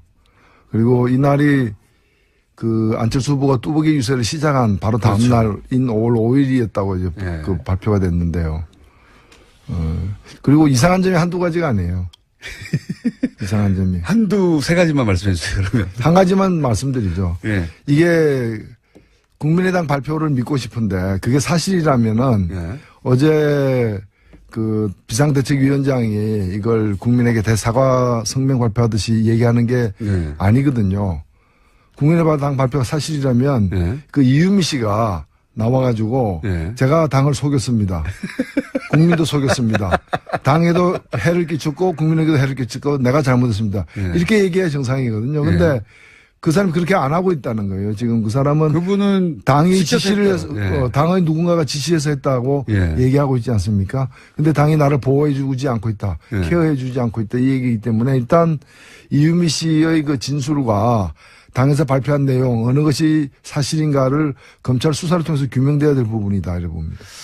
저는 한 가지, 그러니까 지금 상황으로 보자면 이유미 씨 본인과 동생 분이 그 상황을 가지고 연기를 해서 녹음을 하고 그걸 제보자의 것인 양 제출했다는 거 아닙니까? 저는 여기서 납득이 안 가는 부분이 뭐냐면 이제 저도 제보를 많이 받아왔고 대표님도 제보 같은 거 보셨겠지만 예. 제보는 이 음성 변조가 된 게 돼서 오는 게 아니에요. 제보는 그냥 생목소리로 오는 겁니다. 네. 그게 제보죠. 예. 당사자나 뭐 당사자의 관계자가. 그런데 음성 변조가 되지 않은 목소리를 들었을 거 아니에요, 처음에. 네. 그럼 당연히 이유미 씨 목소리를 알아야죠. 그것부터 이상하지 않습니까? 그 검증을 했다고 그러는데 네. 그 검증한 사람들이 누구인지 어떻게 검증했는지도 다 국민의당이 스스로 밝혀야 될 것 같아요. 제보가 처음부터 음성 변조가 되어 왔다면 믿을 수가 없는 거거든요. 예. 이게 누구의 목소리인지도 모르고 처음부터 음성 변조됐는데 어떻게 믿겠냐고 하는 게 정상적인 반응인데 그리고 통상 제보라는 건 당사자나 당사자 가까운 사람이 주는 거라서 그냥 생목소리로 와요. 그걸 나중에 당이 보고 이게 근거가 있다, 믿을 만하다 싶으면 나중에 신변 보호를 위해서 음성 변조를 하거나 방송에 제공할 때 하는 거지 제보자가 스스로 음성 변조를 한 다음에 보내주지는 않아요. 그럼 제보 신뢰성이 떨어지기 때문에. 그러니까. 예, 그렇게 한가한 제보자도 없죠. 제보라는 건 굉장히 제보 당사자도 떨리면서 하는 거거든요. 예. 근데 그러면 당연히 그 제보를 들고 온 그 당사자의 목소리가 거기 들어있으니 처음 들었던 국민의당 관계자는 그걸 알았어야 되는 거죠. 당연히. 저는 그 대목이 납득이 잘 안 갑니다. 이게 그 사안의 어떤 이제 폭발성에 비춰보자면은 대선 나흘 전에 이런 제보가 있었다면은 그리고 또 그것을 신뢰했다면은 예. 이 정부는 그 가장 높은 지위에 있는 사람에게까지 보고가 될 수밖에 없는 저도 그렇게 생각합니다. 그런 사안이죠. 그걸 실무자끼리 알아서 야 이거 한번 까자 뭐 이렇게 해야 될 문제가 전혀 아니라는 그러니까요. 거죠. 이거 정당의 판이 구조상. 뒤집어지는 부분인데. 그러니까요. 이게 만약에 잘못됐을 경우에 역풍이 어마어마한데 예. 그거를 뭐 그 정치 지망생 그 총선 출마를 하고 예비 후였다고 하니까 정치 지망생 지금 최고위원이라는 분도 결국은 영입된 정치 지망생이거든요. 그렇죠. 청년. 예, 영입 1호였죠. 인재 영입 1호. 그렇죠. 예. 30대 정치 지망생 두 사람이 혹은 한 사람이 이거 말이 안 되죠. 알아서 했다는 거. 그렇죠. 이거는 그 옆에 그 전문가들 지금 안 나타나고 있는 오랜 이제 그 당 활동의 경험을 갖고 있고 선거를 오랫동안 해본 지휘해본 이런 폭발물을 오래 다뤄본 폭발물을 오래 다뤄본 전문가들이 있는 거죠. 그냥 길가 가다가 불발탄 하나 주워 왔다고 그래가지고 예. 알아서 그냥 터뜨리고 이러지는 않죠. 정당 내, 뭐 국민의당 내에도 대선을 몇 번이나 치러본 분들이 있거든요. 이거를 이제 청년 그 정치 지망생이 가지고 왔다고 해서 덥석 물지 않습니다. 네. 그렇게 만만하지 않아요. 정당도. 근데 이제 이걸 기자회견을 하고 그렇게 공격적으로 치고 나갈 정도였으면 전 뭐 최고위 선까지 보고는 됐다. 진위 여부를 누구까지 알았는지는 모르겠지만. 네. 이상한 사건입니다, 굉장히. 그렇죠. 그리고 이게 아주 질이 안 좋은 사건이죠. 대통령 선거에서 뭐 사실을 과장하거나 아니면 팩트는 명백한데 여기에 대한 비판의 강도가 너무 과하다거나 이런 일은 왕왕 있습니다. 선거 과열되다 보면. 근데 침소봉대하거나. 네. 그렇죠. 근데 생으로 없는 사실을 만들어 가지고 뒤집어 씌우면서 그것도 선거 나흘 전에 이걸 추진했다는 거는 이거는 엄청난 거죠. 전례가 없어요. 전례가 없는 거죠. 예. 과거에 예를 들어서 당 밖에 누군가가 예. 뭐 5짜리 사실을 100인 것처럼 과장해가지고 네. 기자회견을 하고 당이 뭐 그 기자회견을 주선하거나 혹은 묵인하거나 그걸 써먹거나 하는 경우 있어도 당 내에서 자체 제작한 원천 가짜는 이 전례가 없는 일이에요. 아니 그 선거 나가는 후보가 고등학교 중퇴인데 고등학교 졸업이라고 써도 당선 무효예요. 맞습니다. 근데 이런 엄청난 사실을 갖다가 이건 죄의 질로 보면은 국정원 댓글 사건보다 더 심각한 거예요. 맞습니다. 그러니까 아무리 이분이 정치 지망생이었다 하더라도 거의 10년 가까이 이 정치권 가까이 있었고, 그리고 안철수 후보와 사제지간으로 인연도 깊고 캠프에도 오래 있었고, 그리고 정치 지망생이었고, 근데 자신이 이 일로 정치적 미래가 완전히 막힐 수도 있다, 잘못되면. 이런 생각을 안 했을 수 없거든요. 누군가의 인준, 허락 없이는 이런 일을 할 수 없다고 보는 게 상식적이다. 네. 정치판이라는 것도 만만하지 않습니다. 거기도 전문 영역이라 이런 온갖 폭력거리들, 폭발물들이 오는데 폭발물들을 오랫동안 다뤄본 분들이 그 안에 계신데 예. 지금 나온 보도 정도로는 납득이 전혀 안 가는 상황이다. 또 있습니다. 새 소식이. 이해운 예, 의원이 예. 당대표로 선출됐어요. 바른정당에. 예, 오래간만에 그 정상적인 보수가 보수의 정상에 올랐다. 이렇게 생각되고요. 정상적인 보수가 보수의 정상에 올랐다. 예. 지금 또 뭐 다른 한편으로는 가장 비정상적인 보수가 네. 또 이 보수연하는 정상에 오르려고도 하고 있는데. 홍준표 후보요? 예, 그렇죠. 여하튼 저는 뭐 이해운 후보의 당선을 예. 진심으로 축하드리고 저도 뭐 오랫동안 그 인연이 많고. 가까이서 보셨었습니까? 예, 그렇습니다. 가까이서 봤고, 그리고 정말 우리나라에 굉장히 드문, 그 정치하는 사람들 중에서 굉장히 드문 영역이 진정한 보수거든요. 예. 예. 가짜 보수는 넘쳐 흐르는데, 뭐 유승민 그 전 후보도 그랬지만은 좀 진정한 보수에 속하는 그런 분들이에요. 그래서 이런 분들이 점점 더 힘을 얻어서 보수를 다시 세워야 됩니다. 그러니까 이미 그 낡은 보수, 그 보수라고 보기 힘든 극우 반동, 그런 수구 세력들을 뭐 세탁을 하거나 또는 뭐 어떻게 그 분해가 재조립한다거나 어떤 방법으로도 그는 다시 보수를 재생하는 게 불가능하거든요. 이런 분들이 좀 새롭게 보수를 갖다가 중흥하는 역할을 해서 건강한 보수를 만들기 바랍니다. 자유한국당에서 만약에 지금 이제 인지도에서 앞선 건 사실이니까 홍준표 후보가 만약에 당대표가 됐다. 100%죠. 예, 불행해도 100%입니다. 그러면 자유한국당의 홍준표 대표와 바른정당의 이해운 대표는 극과 극이에요. 네. 여러 가지 면에서 두 당이 어떻게 합니까 이제? 싸워야죠. 정말로 심하게 싸울 것이다. 두 당이. 사안별로 저는 그렇게 예상합니다. 일단 이해운 그 대표가 그 당선 직후에 이제 발표한 내용을 보면은 진영 논리에 사로잡히지 않겠다라는 거거든요. 네. 야당이라고 해서 또 보수라고 해서 눈 감고 함께 하지 않겠다. 사안마다 네. 합리적인 게 무엇이냐를 보고서 입장을 갖다가 그때그때 달리하겠다고 했기 때문에 저는 그 가장 올바른 선택을 하고 있다고 보여집니다. 이해운 의원과, 바른정당과 진보정당이 이제 도저히 타협할 수 없는 지점도 있죠, 분명히. 그러니까 좀 정당이 다른 건데. 근데 이제 말을 하다 보면은 어쨌든 대화는 되거든요. 합리적인 대화는 되거든요. 그렇죠. 이건 우리가 철학과 다르기 때문에 무슨 얘기인지 알겠지만 우리는 동의할 수 없다. 이렇게 되는 거거든요. 예, 일단 뭐 안보는 보수, 경제는 뭐 개혁 이렇게 그 입장을 취하고 있기 때문에 안보와 관련해서는 입장이 다를 거예요. 다만 예, 특사도 관련해서는 이제 이해운 대표 같은 분의 이제 특징이 뭔가면은 안보를 얘기하면서도 그러나 종북은 안보가 아니다. 종북몰이는 예. 그건 선을 긋거든요. 빨갱이 몰이는 하지 않는다. 예. 예. 예, 그런 점에서 보면은 뭐 대화가 차이겠습니다. 가능한 여지가 많다고 봅니다. 근데 이제 박지원 의원이 오늘 오전에 인터뷰를 했나 봐요. 네. 인터뷰를 했는데 이 방금 전 그 소위 이제 녹취 조작 사건에 대해서 네. 특검을 해서 누가 책임이 있는지 국민의당 내부에 자세히 밝히자. 동시에 문준용 씨 사건도 이번에 같이 밝히자. 아주 대단한 분입니다. 예. 정치적 해법을 그렇게 내놨어요.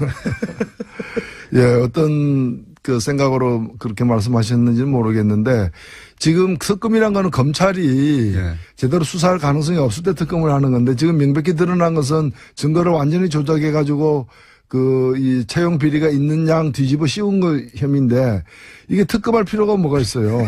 내가 그래도 수사를 할 것 같은데. 예. 오히려 예. 지금 더 필요한 건 뭔가 하면 국민의당이 스스로 조사를 해서 당이지 않습니까? 공당이라면은 스스로 제대로 조사를 해가지고 누가 더 연루됐는지 그리고 이 당사자가 지금 이유미 씨가 얘기하는 부분이 당의 요구에 따라서 했다라는 게 사실인지 아닌지에 대해서 그다음에 누가 이걸 갖다가 신빙성을 검토했는지 어디까지 보고되었는지 안철수 후보는 알았는지 몰랐는지 이 모든 것을 스스로 조사해서 국민들에게 밝힐 필요가 있는 것이지 웬 특검입니까?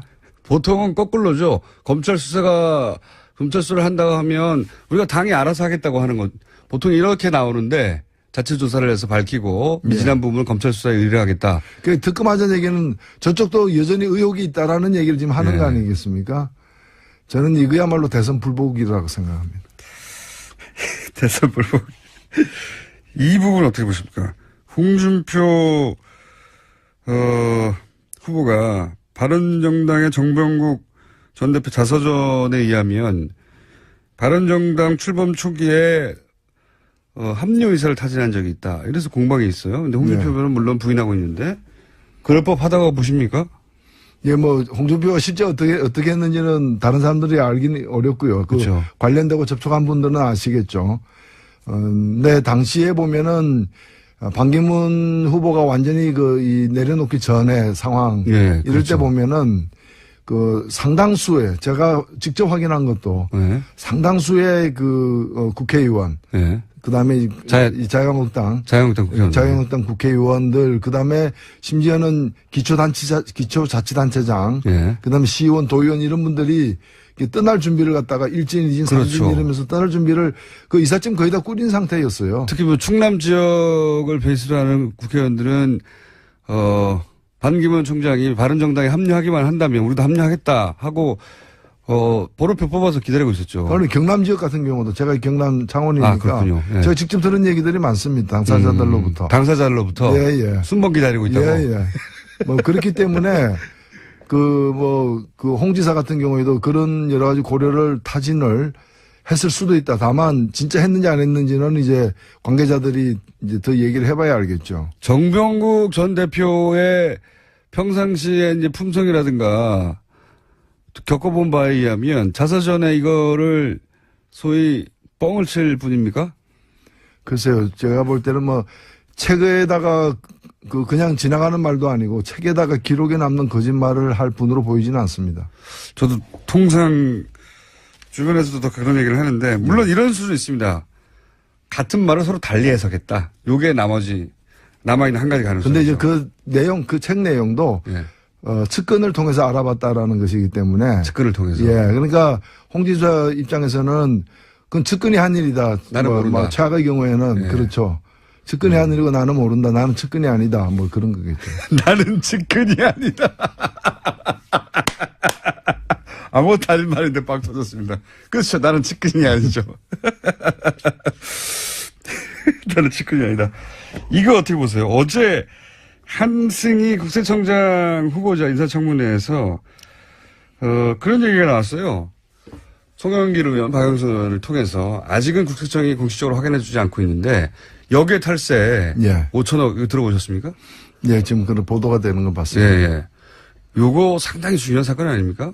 그렇죠. 사실은 무궁무진한 아직까지 이제 제대로 탐사도 못 해본 그런 앞으로 조사, 수사 여러 가지 이런 것들이 필요한 대목이라고 봅니다. 어제 나온 질문의 내용만으로 보자면 질의의 내용만으로 보자면 역외 탈세를 자진 신고하면 문제 삼지 않는다 정도의 일이 있었고 그 과정에서 삼성 쪽에서 5천억 정도를 역외 탈세했던 것을 신고했고 이런 이야기거든요. 그런 사실이 있습니까? 했는데 이제 제대로 답변이 안 되고 넘어갔는데 만약에 그런 사실이 있었다고 치면 그럼 비자금을 합법화해 주는 창구로 국세청을 쓴 거 아닙니까? 이게 국세청 단독으로 해줄 수 있는 사안입니까? 그렇죠. 사실 뭐 비자금 전체를 다 이제 그런 방법으로 세탁하지는 못할 거예요. 왜냐하면 네. 그것도 예. 신고하면은 이제 그 면제 준다고 얘기는 했지만 신고하는 수가 너무 커버리면은 그게 또 이제 큰 문제가 되죠.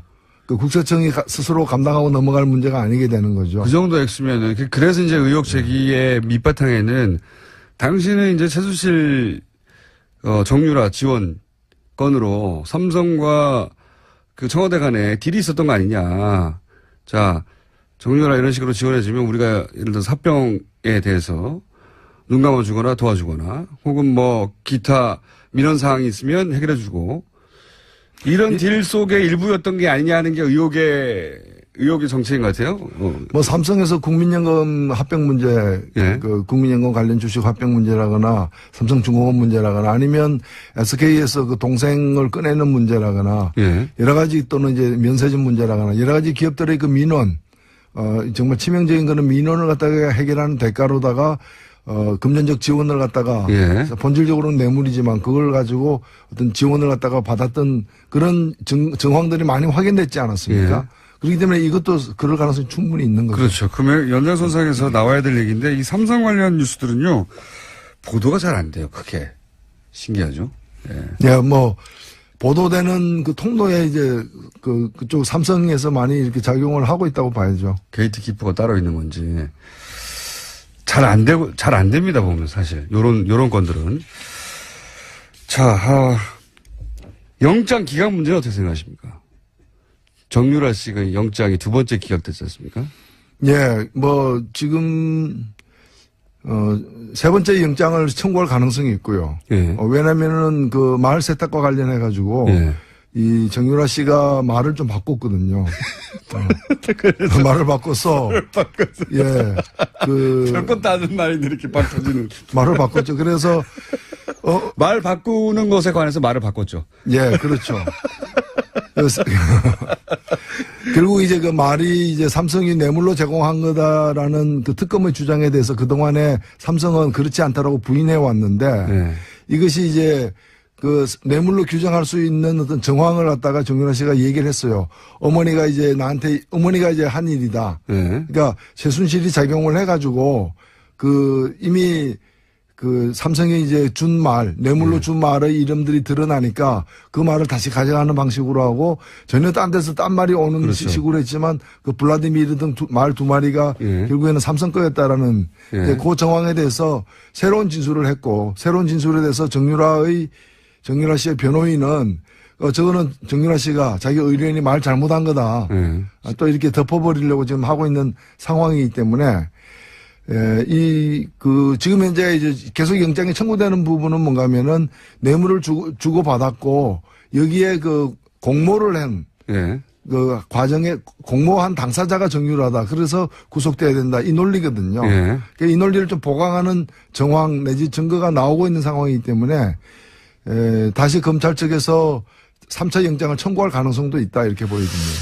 근데 삼성 관련은 영장이 안 떨어져가지고요. 그렇죠. 과거도 보면 뭐 그렇고. 지금 뭐 증인들도 나와가지고 아무 말도 안 하잖아요. 자기가 다 사인까지 했던 자기 진술서를 갖다가 그 조사받은 적이 있느냐에 대해서도 말을 안 하고 있잖아요. 그러니까 이 진술을 희한한 증인들이에요.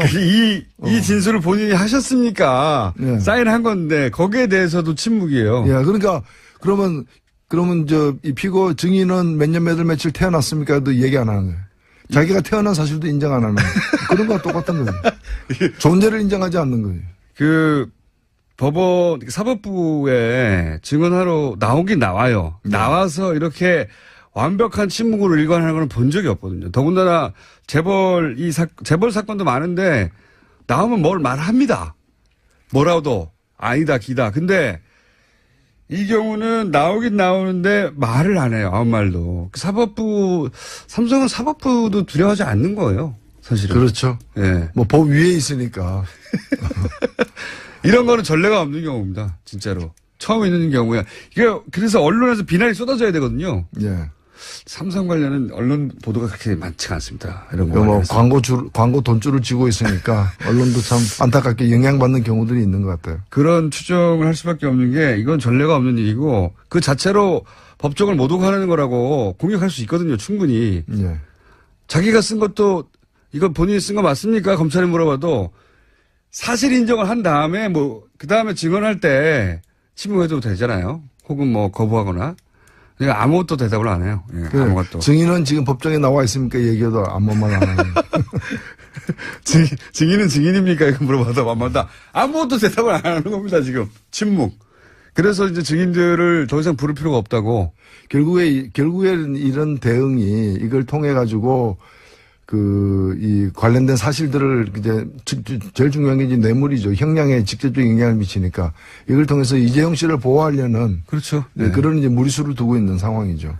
욕을 먹든 어쨌든 법정을 모독하는 것도 다 상관없는 거예요. 그냥 이재용 부회장만 보호할 수 있으면.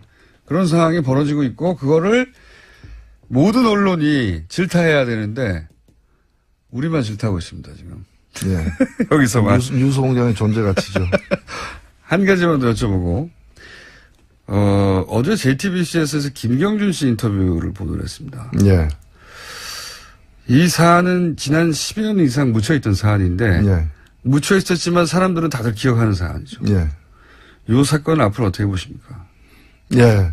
저는 이제 박근혜 전 대통령이 이제 탄핵을 당했기 때문에 이제 다음 순서는 이명박 전 대통령이라고 생각됩니다.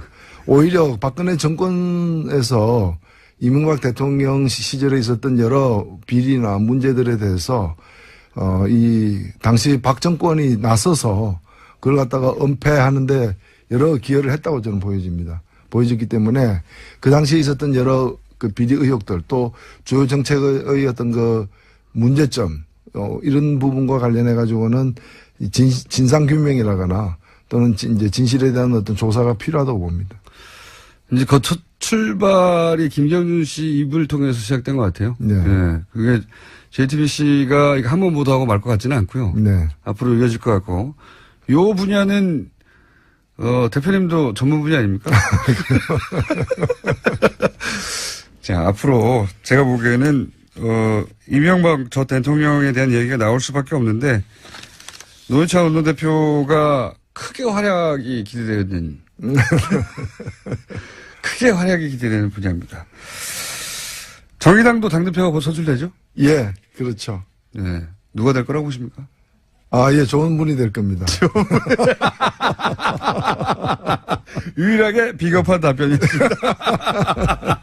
자, 오늘 여기까지 하겠습니다. 예. 지금까지 정의당 노회찬 원내대표였습니다. 감사합니다. 네, 감사합니다.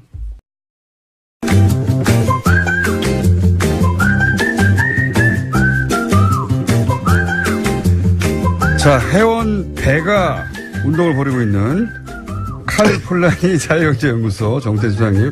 해원 지난주에 얼마 들었습니까? 제가 직원한테 물어봤어요. 우리 네. 김어준 총수가 배가 운동을 한 다음에 얼마나 늘었냐. 일단 한 달 동안 12명. 일주일에 3명씩. 그만큼 가입이 어려운, 돈 내고 가입하는 거 아닙니까? 근데 이게 그렇잖아요. 이게 보통은 차 타고 다니면서 듣잖아요. 예. 차 타고 내려서 사무실까지 가면 잊어버리죠. 그렇죠. 그래서 이름을 어렵게 정했다는 겁니다. 차라리 정태인 연구소라고 했으면 그나마. 그렇죠. 그럼 정태인 쳐보는데. 그러니까요. 칼폴라니? 근데 정태인 연구소로 지금 나옵니다. 그래서 홈페이지 나와요. 들어가시면 됩니다. 자, 연구소 이름을 정태인 연구소로 바꿔주세요. 네, 감사합니다. 그리고 가입을 일단 무료 가입을 한 다음에, 그 다음에 좀 중요한 거 보려고 그러면 돈 내라고. 근데 그게 잘 안 통해요. 그렇지 않답니까? 예. 인터넷에 보면 다 뜨거든요, 이게. 근데, 얼마죠, 이게? 예, 한 달에 10,000원. 한 달에 10,000원이요? 그러니까 예. 조합원이 되려면 협동조합이기 때문에 출자금이 있어요. 예. 근데 이제 출자금을 안 내면, 의결권이 없는 거죠. 의결권이 없다. 예. 이건 조합원에 가면 전체 이제 조합원 총회에서 중요한 거에 대해서. 그때는 돈을 의결을 조금 더 내야 되겠네요. 10,000원이 아니라. 예, 출자금이, 그러니까 처음에 10만 원을 내고 이제 10만 원. 예, 들어가는 게 얼마나 있거든요. 근데 이제 힘듭니까? 보통은 요새는 회원이라고 그러니까 네. 말하자면 무의결권주죠. 우선주처럼 10,000원짜리 있답니다. 10,000원짜리 무의결권 있으니까 10만 원에 너무 놀라지 마시고 10,000원짜리도 있다고 하니까 한 달만 해보세요. 네. 그리고 한 달만 해봤는데 큰 재미가 없으면 여기 방송에서 소장님 나오실 때 문자로 욕을 해주십시오. 자, 오늘 주제 뭡니까? 오늘 주제는 이제 문재인 정부가 50일 좀 안 됐죠? 49일 만에 예. 처음으로 국무회의를 했대요. 아, 그래요? 아, 왜냐면 장관들이 안 장관이 잡혔어요. 없으니까 이게 2달 가까이 국무회의도 못하고 있었어요. 예. 예, 보수진영 입장에서는 50일이면 1년에 7분의 1 지난 거잖아요. 그러니까 5년에 35분의 1 지난 거죠. 예. 예. 아, 이제 35분에 34 남았습니다.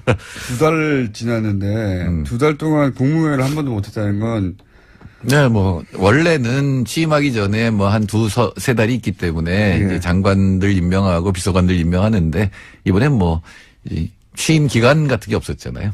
그러다 보니까 이게 이제 정부가 공존한 듯한 느낌을 좀 주긴 합니다. 아니요. 뭐 공전했어요. 한 일이 너무 많은 거 한 일이 같아요. 너무 많지만 예. 예, 국무회의를 처음 했다고 하니 그런 느낌도 좀 드는데 자, 오늘 하실 얘기는 그러면 장관들이 초반에 어떻게 했나 그중에서 뭐 경제 분야도 얘기하실 것 같고 네, 경제는 지금 가장 김현미 장관 예, 예.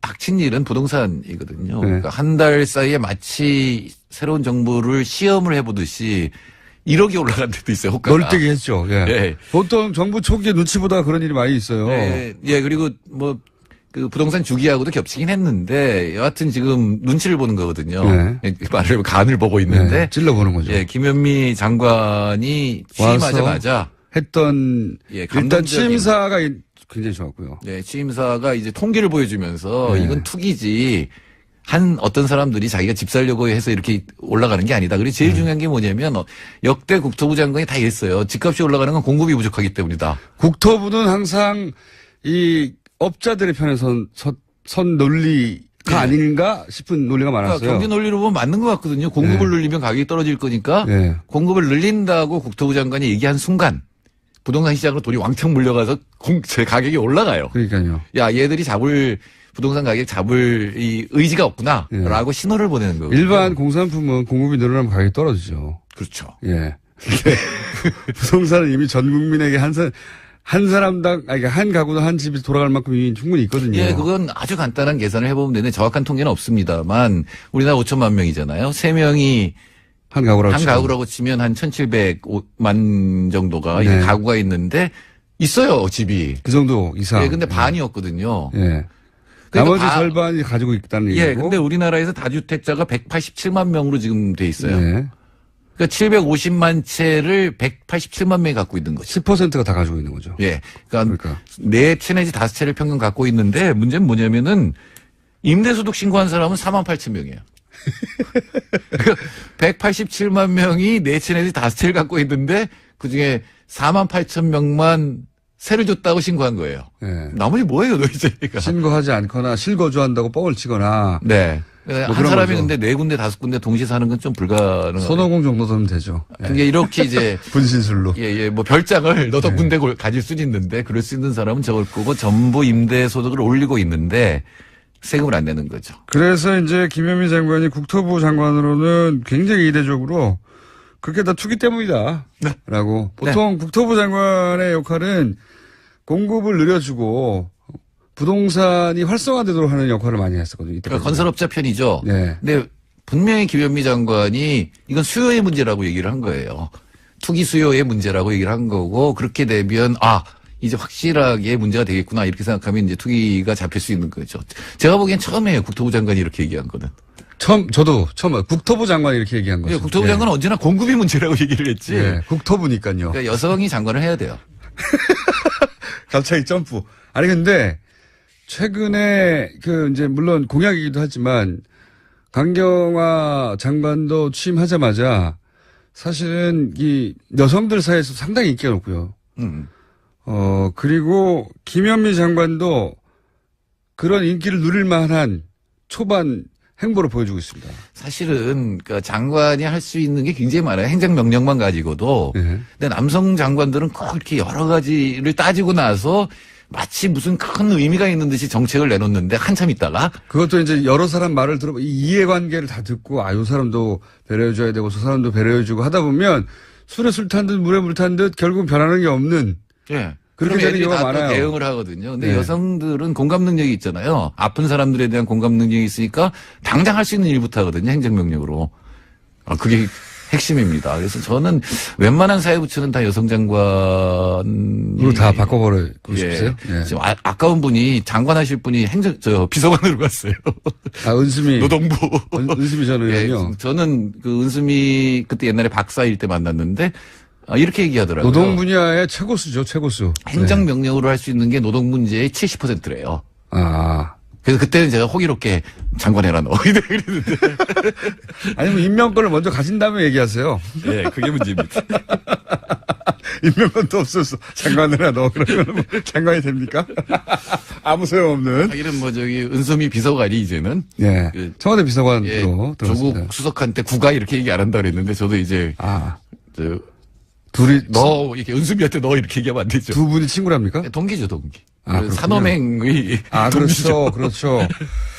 그렇군요. 저도 여성 장관, 그러니까 그런 생각, 여성 장관들이 훨씬 더 잘할 거라고 생각하는 것이 말씀하신 대로 이제 감성의 문제도 있고 그리고 이제 남자들이 사회생활을 하면서 맺어왔던 관계들 때문에 그 관계들을 일정 정도 계속 배려하면서 본질을 놓치는 경우가 많은데 이 여성 장관들이 훨씬 직관적이고 본질을 놓치지 않는다. 다이렉트로. 그런 면에서는 우리 김상조 위원장은 여성스러워요. 즉각적으로 필요한 것들 지금 하고 있거든요. 맞습니다. 예. 그 국방부, 구미에서 국방부 장관을 여성으로 계속 임명해 나가는 추세란 말이죠. 네. 그것도 이유가 있는 것 같아요. 그분들이 대부분 군의 경력이 없어요. 예, 경력이 있기가 어렵죠, 좀. 네. 네. 군의 경력이 있는 분이 한 분 정도 있는 걸로 아는데 해군 중령이었던가요? 그런데 다른 유럽 국가들이 군 경력이 없는 사람들이 회계사 출신도 있어요.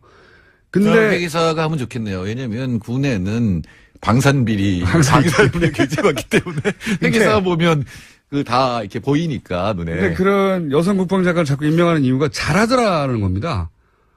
그럴 줄 몰랐는데 처음에는 상징적인 조치였는데 잘하더라는 거죠. 그래서 우리나라도 여성 장관의 수를 늘려야 된다는 생각을 점점 김현미 장관 하는 거 봐도 그렇고. 밖에서 우리 정 PD가 김어준 내각에서 은수미 비서관을 노동부 장관으로 나왔었는데. 제가 임명할게요, 그러면. 예, 정권을 잡으십시오. 저한테 그러지 말고. 저희 PD들한테 방송국 다 나눠줬거든요, 미리. 벌써? 벌써 1월 달에 다 나눠줬어요, 제가. 방송 2개씩 나눠준 것도 있고요. 자, 그래서 김현미 장관이 실제로 한 조치가 시장의 메시지로 전달돼서 시장이 반응하고 있습니까? 예, 일단 떴다방 같은 것들은 이제 행정 조치를 취하니까 없어졌고, 그 다음에 김 장관이 26일 날 한 일은 뭐냐면 동대문 휘경동에 있는 청년 전세임대 주택에 갔거든요. 예. 그러니까 지금 수요가 문제라고 얘기를 했잖아요, 취임사에서. 근데 이제 공급에 대한 얘기를 하러 청년 임대주택에 간 겁니다. 공급은 공공임대주택을 공급하겠다. 이렇게 이제 얘기를 해서. 보통은 중대형 아파트 공급을 늘리겠다 이런 식으로 네, 얘기하는데. 그게 이제 부동산 업자한테도 좋고 가격이 올라가서 경기를 살린다 뭐 이런 게 있는 항상 거죠. 그래왔는데 그게 아니라 이제 임대주택을 늘리겠다고. 그러니까 임대주택 늘리겠다는 얘기는 또 장관이 다 했어요. 고급 측면에서. 근데 이번에는 상징적으로 첫 번째 방문지가 청년과 신혼부부를 위한 임대주택을 늘리겠다라고 얘기를 하고 금년에 구체적인 수치를 얘기를 했기 때문에 그러니까 가난한 사람들, 어려운 사람들에 대해서는 바로 살 수 있는 집을 주고 투기는 잡겠다라고 하는 명확한 의지를 밝힌 거죠. 그래서 이제 부동산 가격이 좀 주춤합니다. 실제 시장이 반응하고 있어요. 그리고 김현미 장관 본인이 부동산 문제로 스스로 자기 집 문제로 뭐 대부분의 생활인들이 그렇지만 국회의원이었음에도 불구하고 이런 어려움들이 있었다 얘기를 본인 경험에서 나온 것도 있는 것 같아요, 보니까. 그렇죠. 보통 사람은 집 때문에 굉장히 고생을 많이 하거든요. 한 채가 그렇죠. 있거나 없는 사람은 정말 고생을 하는데. 있어도 한 채도 어렵고요. 제가 경제학자라고 괜히 집 팔라고 했다가 지금 전세금 올려달라고 해서 지금 차에서한테 아주 고통. 경제학자가 돈 버는 거 못 봤어요, 저는. 네, 경제학자들 중에 주식에서 성공한 사람이 역사적으로 2명밖에 없어요. 리카도하고 케인즈 2사람밖에 없어요. 1분밖에 안 남았는데. 벌써. 예. 오늘 잡담이 너무 길었습니다. 한 가지만 얘기해보죠. 지금 김상조 공정위원장이 4대 그룹 간담회를 했잖아요. 재벌들을 만났어요. 네. 무슨 얘기를 했는지. 그러니까 알아서 해라라고 얘기를 한 거죠. 기본적으로는. 예. 그리고 이제 삼성. 공정하게만 하는지 내가 감시하겠다. 예, 삼성 권오현 부회장이 한 얘기가 재밌는데 서로 굉장히 얘기가 다른 줄 알았는데 이제 이해도 했다. 그런 정도. 얘기고 이제 알아서 하라 그러면서 동시 채찍도 들었죠. 그러니까 지금 김상조 위원장이 옛날에는 그 복잡한 기업지배 구조 얘기를 하다가 실제로 하는 일은 뭐냐면 재벌의 내부 거래 잡겠다는 거거든요. 내부 거래를 잡겠다. 그러니까 위장 계열사 만들어서 막 키워주는 거 몰아주기, 또 하나는 외부 갑질, 하청에 대해서 잡겠다. 그래서 현대 위화가 지금 문제가 되는 거잖아요. 그렇군요. 저는 김상조 위원장이 하는 걸 무조건 찬성입니다, 사실은. 자, 재벌 총수가 공정위원장한테 찬성이에요. 자, 오늘 여기까지 하겠습니다. 자, 가입을 애타게 기다리고 있는 정태인 수장님의 칼플란이 가입하시고요. 저는 김원준이었습니다. 내일 뵙겠습니다. 안녕.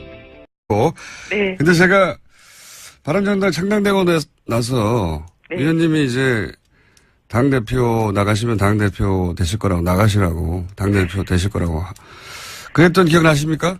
네, 그럼요. 많이 말씀하셨죠. 네. 근데 그때는 안 된다고 거절하셨다가 거절이라기보다는 그럴 생각 없다고 하셨다가 왜 이번에는 꼭 당대표가 돼야 되겠다고 나가셨습니까? 당이 어려운데 제가 탈당하고 창당하면서 같이 가자. 이 어려운 길이지만 그래도 우리가 정치하면서 꼭 좋은 길만 갈 수는 꽃길만 갈 수는 없지 않냐. 어려운 길인데도 중요하고 의미 있는 길이니까 같이 가자 하고 제가 좀 설득을 해서 모시고 온 분들이 있었습니다. 근데 그분들이 저한테 그 말을 그대로 되돌려주면서 저한테 당신 혼자 살겠다는 거냐. 이렇게 막 얘기하실 때 뉴스 공장이나 하면서 네, 제가 혼자 살겠다는 거냐? 네, 그 말씀에 무릎을 꿇었습니다. 진짜 이게 아니구나. 더 이상 할 말이 없구나 했습니다. 네. 물론 제 말을 듣고 당대표 출마하신 건 아니지만 저는 알아봤습니다. 곧 당대표 되실 그 거. 말도 사실은 저한테 생각하는 계기를 줬는데 진행자의 그 말이 또 많은 사람이 저한테 전화해서 너만 살겠다는 거냐 하고 압박하는 계기가 됐습니다. 예, 저는 알고 있었어요. 당대표가 되실 거라는 걸. 자. 도와주십시오. 네. 당대표가 되셨으니까 저희 고정 코너는 이제 곧 문을 닫나요? 내일 제가, 마지막 방송 하겠습니다. 네. 그럼 내일까지만 하고. 그러면 네. 하태경 최고위원을 고정을 해야 되겠습니다. 네, 그렇게 부탁드릴게요. 박빙으로. 사실 승부가 박빙이었어요, 그죠? 네. 생각보다 박빙이었고, 어쨌든 그럼에도 불구하고 호남을 제외하고는 경선 기간 내내 1위를 하셨는데, 네. 본인이 분석하는 승리의 비결은 뭡니까? 많은 분들이 이해운 하면 눈치 보지 않고 유불리 따지지 않고 그래도 자기가 생각하는 바를 늘 말해왔다 이렇게 인식은 해주신 것 같아요. 그리고 또 이 성격을 보시고 당이 어려운데 천길 낭떠러지라도 10길 불속이라도 그런 거 안 따지고 뛰어드는 사람은 이해운 아닌가 이렇게들 좀 인정해 주신 것 같습니다. 이게 제 자화자찬입니다. 네. 저희는 저희끼리 자화자찬하겠습니다. 이게 다 뉴스공장 덕분이라고. 네. 유승민 의원은 뭐라고 하시던가요? 당선 후에? 사실 어제 오후 늦게 선출이 됐고요. 그리고 이거 거짓말 안 못해서 지금까지 인터뷰가 한 30개쯤 이렇게 진행이 되다 보니까 사실 도저히 누구한테 연락을 한다 이게 불가능이었습니다. 그리고 전화통이 거의 불이 나서 한 1000몇백 개가 오니까 제가 누구한테 전화를 거는 일이 불가능이었습니다. 사실상. 네, 그랬을 것 같네요. 그래서 아직도 못 통화도 못 해보셨다고요? 예, 연락 자체를 못했습니다. 예. 네, 그거는 내일 수요일 날 나오실 때 전해주시고요. 기왕 연결한 김에 인사만 하고 끊으려고 하다가 몇 가지 그래도 여쭤봐야 될 것 같습니다. 네.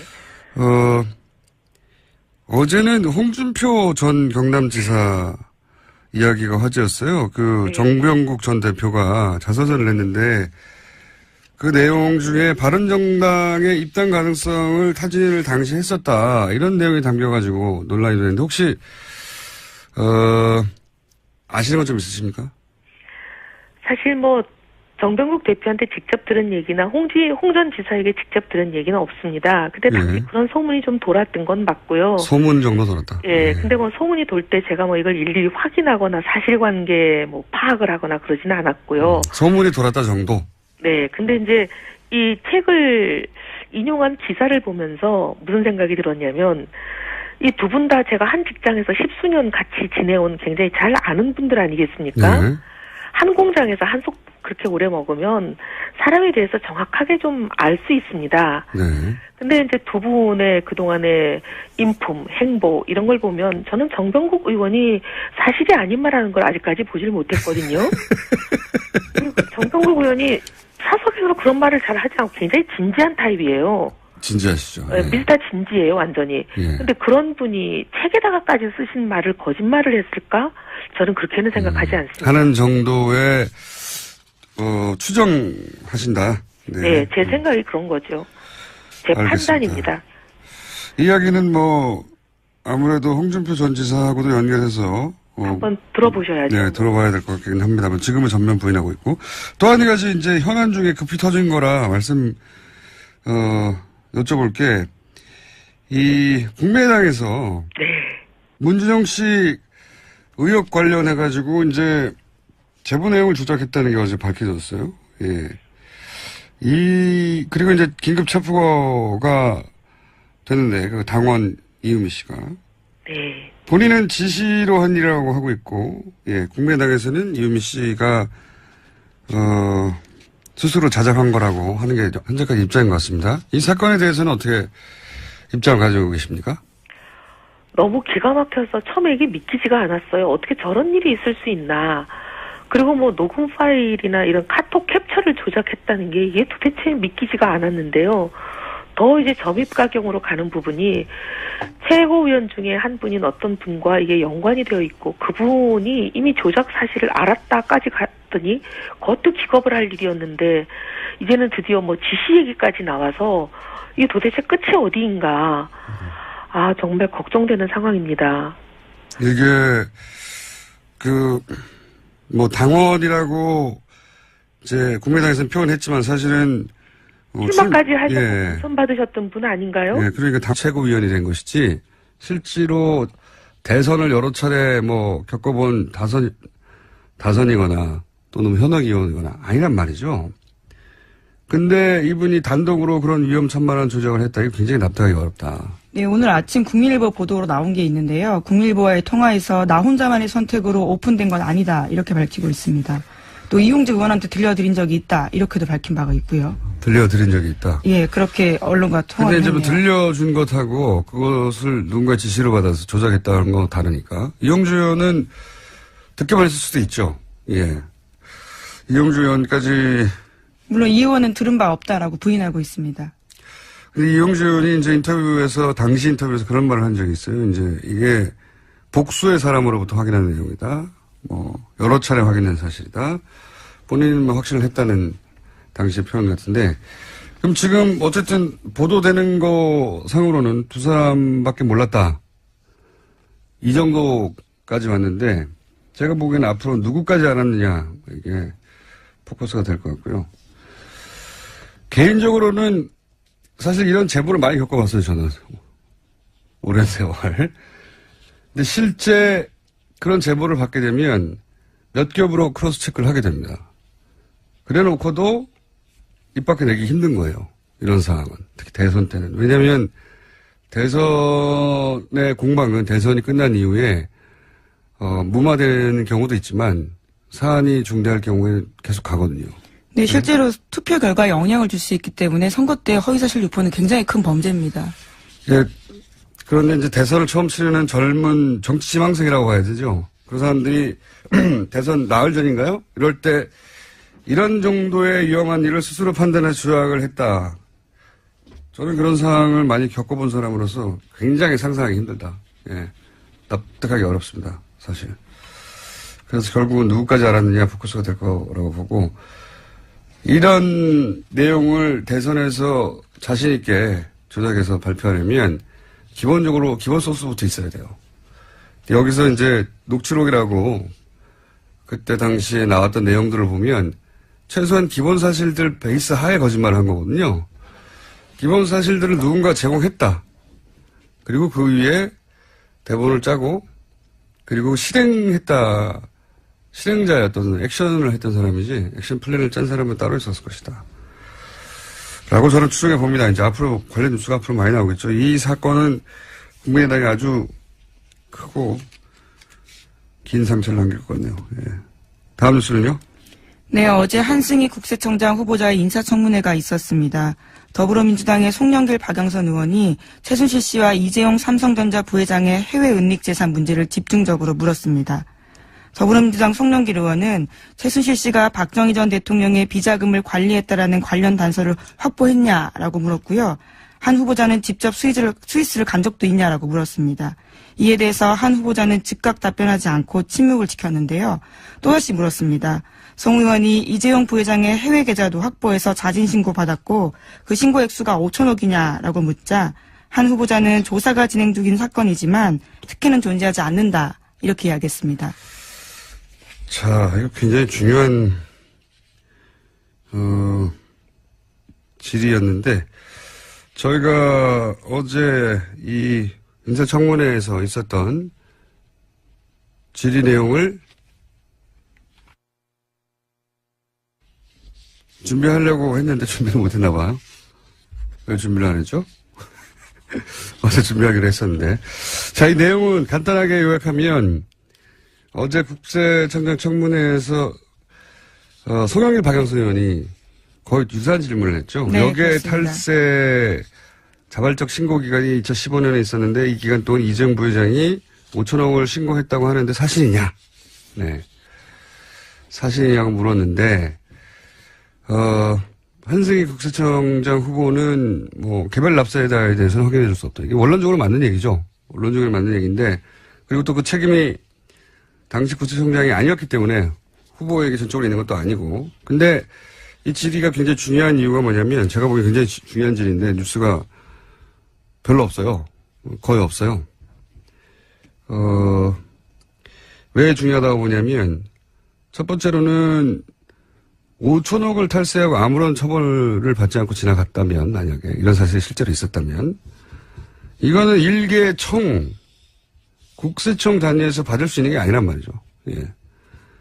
이거는 거꾸로 말하면 5천억에 해당되는 삼성 비자금을 합법화하는 길을 국세청이 열어준 거란 말이죠.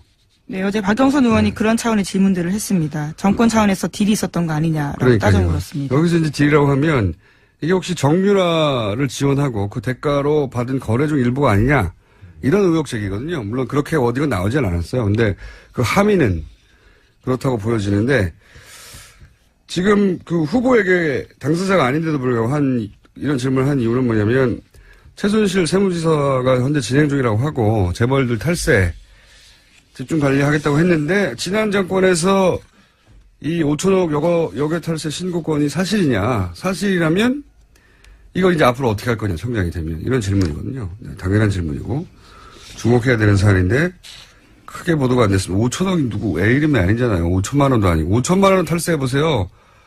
5천만 원만 탈세해도 감옥 갑니다. 5천만 원도 없습니다.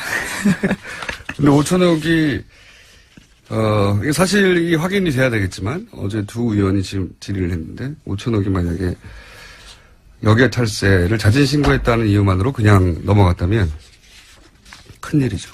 아주 큰일인데 안녕하세요. 김호준입니다.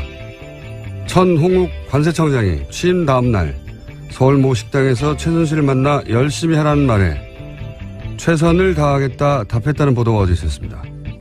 이에 관세청은 최 청장이 취임 이후 다양한 외부 인사를 만난 과정에서 최순실을 한 차례 만난 사실이 있지만 최선을 다해 직무를 수행해서 신뢰받는 관세청이 되겠다는 포부를 밝히는 그런 일반적인 언급이었지 충성맹세는 사실이 아니라고 해명했습니다. 최 청장은 지난 2월 기재위 업무보고 때 최순실 관련 모든 의혹을 부인했었고 최근 한 언론과 인터뷰에서는 최순실과의 만남 자체를 처음에는 부인했었습니다. 물론 기억이 나지 않았을 수도 있습니다. 그런데 모든 해명을 굳이 곧대로 받아들이더라도 여전히 이해가지 않는 대목이 있습니다. 차관급인 관세청장이 국민에게 신뢰받는 관세청이 되기 위해 만나야 했던 외부 인사 중에 취임 바로 다음 날 만난 민간인이 왜 하필 최순실인 거죠? 최순실 씨 본인 설명에 따르면 임대업자에 불과한 민간인을 관세청장이 왜 만나서 신뢰받는 관세청이 되겠다고 포부를 밝히는 겁니까? 웃기지 않습니까? 김어준의 실소였습니다.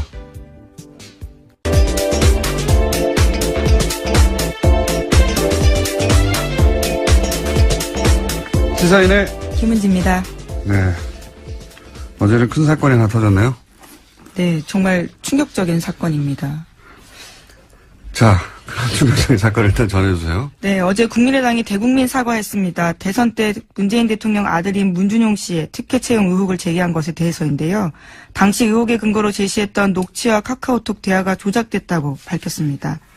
대선 4일 앞둔 지난 5월 5일에 국민의당은 문준용 씨와 미국 뉴욕 파슨스 디자인 스쿨을 함께 다닌 동료의 증언이라면서 녹취를 공개한 바가 있습니다.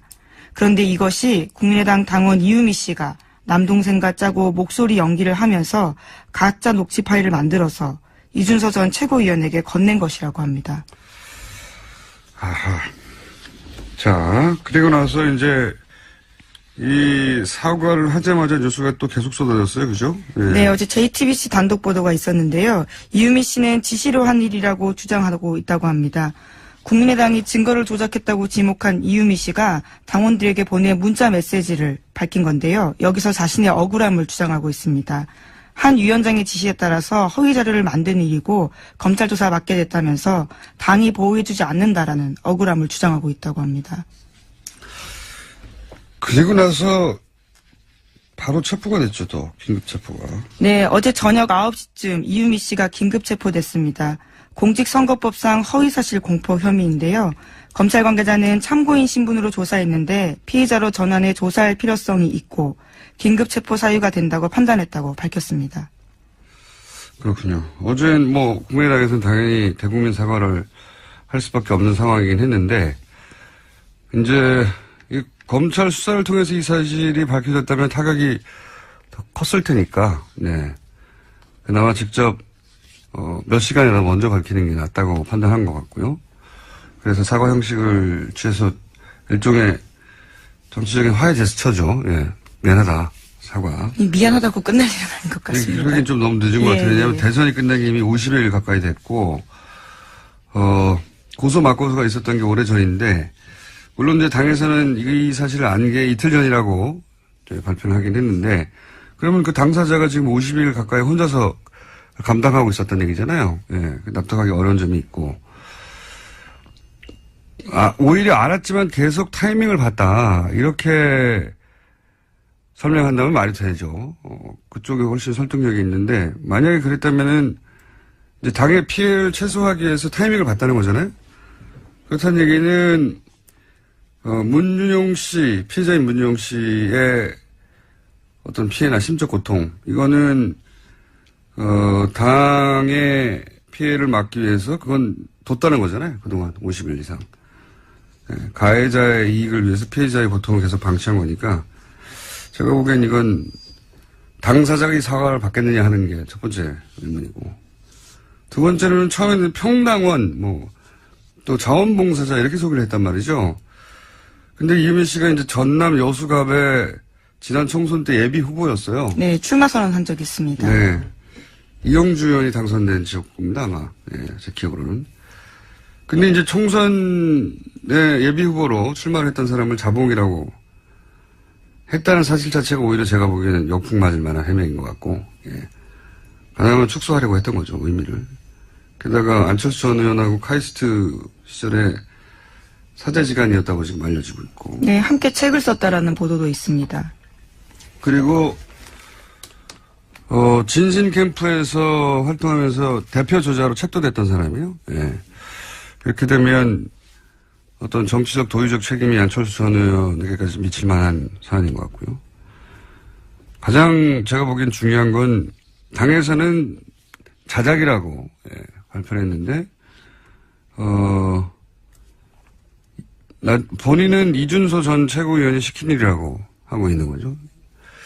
사실 이것도 당에서 자작이라고 발표하기에는 본인이 아니라고 주장하는 상황에서 무리수였던 것 같고. 근데 이제 이 대목부터 이제 저는 의문입니다. 이준서 최고위원, 이 영입 1호로 청년 목사 최고위원이 된 거란 말이죠. 최고위원이라고 하면 보통 우리가 다선 현역 의원 이렇게 생각하는데 이분은 그게 아니에요. 예. 30대에 그냥 청년 목사 언론보다 거의 없어서 따로 짚어봤습니다. 자, 다음 뉴스는요. 네, 지난해 삼성과 최순실 씨가 이른바 말세탁했다라는 보도 여러 차례 알려드렸었는데요. 삼성은 이에 대해서 계속 부인해왔습니다. 그런데 최근 검찰 조사에서 정유라 씨가 삼성이 먼저 말세탁 제안했다라는 이야기했다고 SBS가 어제 보도했습니다.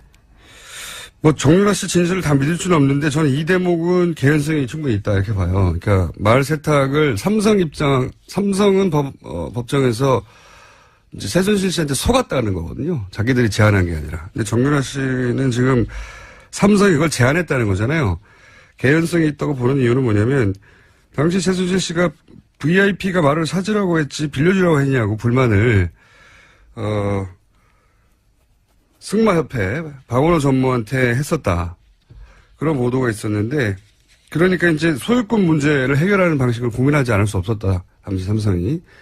그래서 이렇게 어렵게 말세탁 쿠션으로 해결하는 묘안을 냈던 게 아니냐라고 생각해 볼 수 있는 그런 대목입니다. 말세탁 얘기 계속 나오네요. 네. 자, 다음 뉴스는요. 네, 어제 삼성 전직 고위 임원들이 박근혜 전 대통령 재판 증인으로 나왔습니다. 그런데 이들 모두 증언을 거부했습니다. 이 말세탁 관련이 뭐니 물어볼 수 있는 대상자들인데 다 거부한 거죠, 다. 네, 형사재판에서 불리하게 작용할 수 있기 때문에 거부 사유 밝혔습니다. 본인들에게 유리하게 작용할 수 있는 것도 말 안 해요. 그러니까 모든 증언을 다 거부한 건 사실 이런 거는 처음입니다. 증인들이 안 나오면 모를까 나와서 전면적으로 모두 다 뭐 재벌의 소속 임원들이 재판에 나와서 증언을 한 적이 많거든요, 과거에. 처음 있는 일입니다. 삼성 직원들은 아무도 말을 안 하는 거죠, 지금. 무슨 말도. 대단합니다, 예. 자, 다음 뉴스는요. 정유라 씨가 삼성의 승마 지원금이 다른 선수에게 가지 못하도록 개입했다라는 채널A 보도도 있었습니다. 박원호 전 승마협회 전무는 최근 검찰에 출석해서 한 이야기인데요. 승마 관련 전문 지식이 없는 최순실 씨를 대신해서 정유라 씨가 선수 선발 전반에 관여한 것으로 안다라고 진술했다고 합니다. 이 얘기는 그런 얘기죠. 원래 이제 승마협회를 통해서 그림으로는 정유라 씨 혼자를 지원한다고 할 수 없으니까 삼성이 그림으로는 6명을 뽑아서 지원하는 것으로 그림을 그렸어요. 예. 그려놓고 이제 마사회에서도 국가대표 감독급을 데려갔죠. 근데 6명을 결국 안 뽑았어요. 네, 애초부터 정유라 씨 한 명을 위한 네, 지원이었다라는 게 보이는 거죠. 근데 아마도 저는 삼성에서는 몇 명이 가기를 원했을 것 같아요. 그래야지 이 컴플리츠가 되잖아요. 네, 위장이 되는데 그럴 생각이 없었기 때문에 모조리 다 거절했죠. 그러면 삼성이 거꾸로 정말 그 올림픽 2020년 올림픽에서 승마 금메달을 따기 위한 프로젝트였다면 삼성이 돈을 주는 갑이잖아요. 돈을 주는 사람이 갑이니까 보통은 거절해도 무조건 선수를 보내거나 압박해야 되는데 거꾸로 이쪽에서 거절하면 안 보내는 것으로 최순실 씨가 원하는 대로 다 진행이 됐죠. 카불이 사실은 최순실 씨 쪽이 갑이었다는 거죠. 예. 그 얘기는 여러 차례 나왔는데. 네. 그런데 그 중에 선수 선발에 관한 내용은 정유라 씨가 개입을 했고 정유라 씨가 아무것도 모른다고 했는데 정유라 씨가 개입한 정황들이 많이 나오니까 영장은 저는 세 번째는 이례적이지만 재청구돼야 된다고 저는 생각하는데 자 관련 쪽 계속 나오고 있습니다. 지금 재판 중이라서 그런지 뉴스 하나 정도 더 할 수 있을 것 같습니다. 네, 지난달 25일 청와대 경호실이 이영선 전 경호관 파면했습니다. 직위해제 상태로 경호실 본부에 근무하다가 징계 처분 받은 건데요. 명예를 실추했다라는 것이 징계 사유입니다. 당연한 뉴스로 하나 더 합시다. 너무 짧아서 코멘트할 게 없어요. 네, 그리고 미국 트럼프 행정부가 빅터차 CSIS 한국 석자 겸 조지타운드 교수를 차기 주한 미국 대사에 내정했다고 알려졌습니다. 또 나왔네요. CSIS. 제가 지난주 내내 외교안보 분야의 탑 싱크탱크인데 여기 부소장 확연한 친일본적인 인사고 친일본적인 발언도 많이 해왔고 그리고 이제 이 CS CSIS의 일본 재단, 사학화 재단의 자금도 많이 들어갔고 지원도. 그래서 친일본적인 성향을 띈다. 거기에 소속되어 있는 한국계죠. 예. 이분은 나름 유명한 분입니다. 네오콘으로. 네, 부시행 정부에서도 일을 했었습니다. 네, 대북 관경책으로 유명한 분이죠. 거의. 일본의 대북 정책과 거의 맥을 같이 하는 주장을 오랫동안 해왔던 분입니다. 네. 지금 우리 상황에서는 한국계이긴 하지만 전혀 반갑지 않은. 네. 오늘 여기까지 하겠습니다. 지금까지 시사의 뉴스공장 인기 코너 중 나라 걱정 이혜훈 의원이 바른정당 당대표로 선출됐습니다. 잠시 연결해 보겠습니다. 안녕하세요, 의원님. 네, 안녕하세요. 이제 대표님이라고 불러야 되겠군요. 네.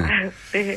박근혜 전 대통령에게 핍박받던 불쌍한 정치인으로 이 뉴스공장에 처음 나오신 게 얼마 안 된 것 같은데, 네. 정말 그러네요. 예. 네, 이제 원내 정당의 당대표가 되셨습니다. 저희 뉴스공장 스태프들도 다 같이 축하드립니다. 아유, 감사합니다. 이거 네. 어깨가 무거워서 이게 축하 꼭 받을 만한 일도 아닌 것 같습니다.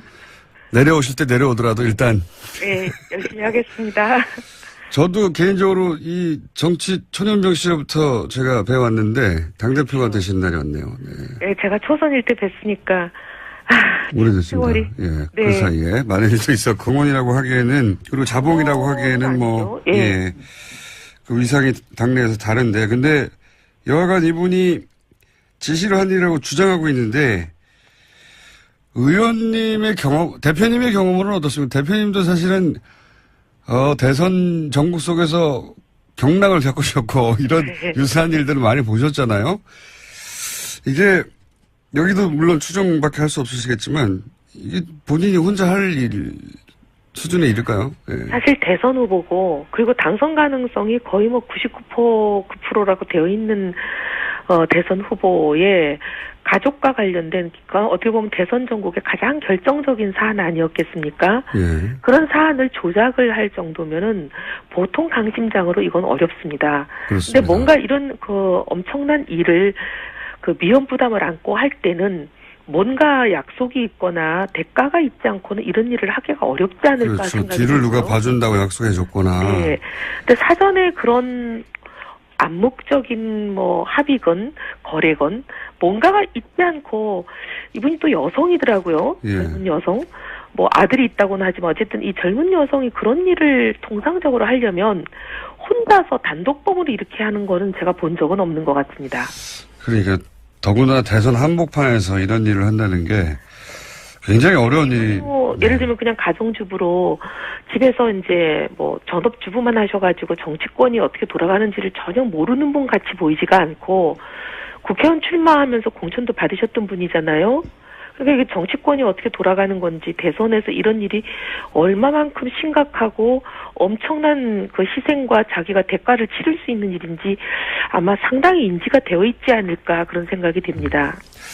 그 이야기는 여기까지 하고요. 예. 네. 대표님도 추정이시니까. 네. 자, 오늘은 그냥 인사만 드리려고 전화했습니다. 어차피 내일 나오실 거기 때문에 네. 축하드리고요. 네. 한 가지만 마지막으로 여쭤볼게요. 앞으로 바른 정당은 자유한국당과 어떻게 차별합니까?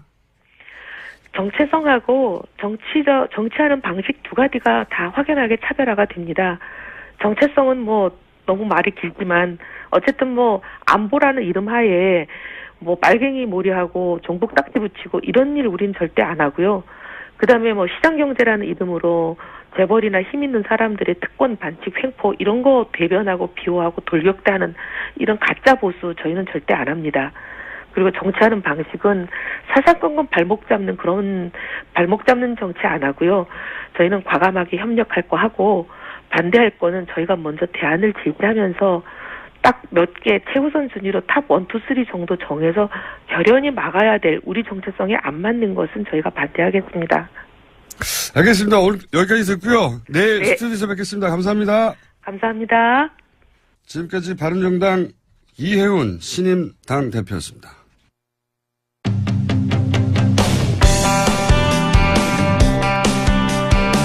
자유한국당 대표 경선도 뜨겁습니다. 후보 간의 공방이 치열해지고 있는데 원유철 후보 전화 연결해 보겠습니다.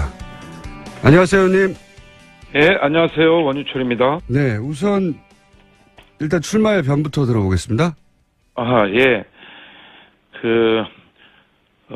우리 자유한국당이 지금 이대로는 절대 안 되겠다는 절박한 심정으로 나섰고요.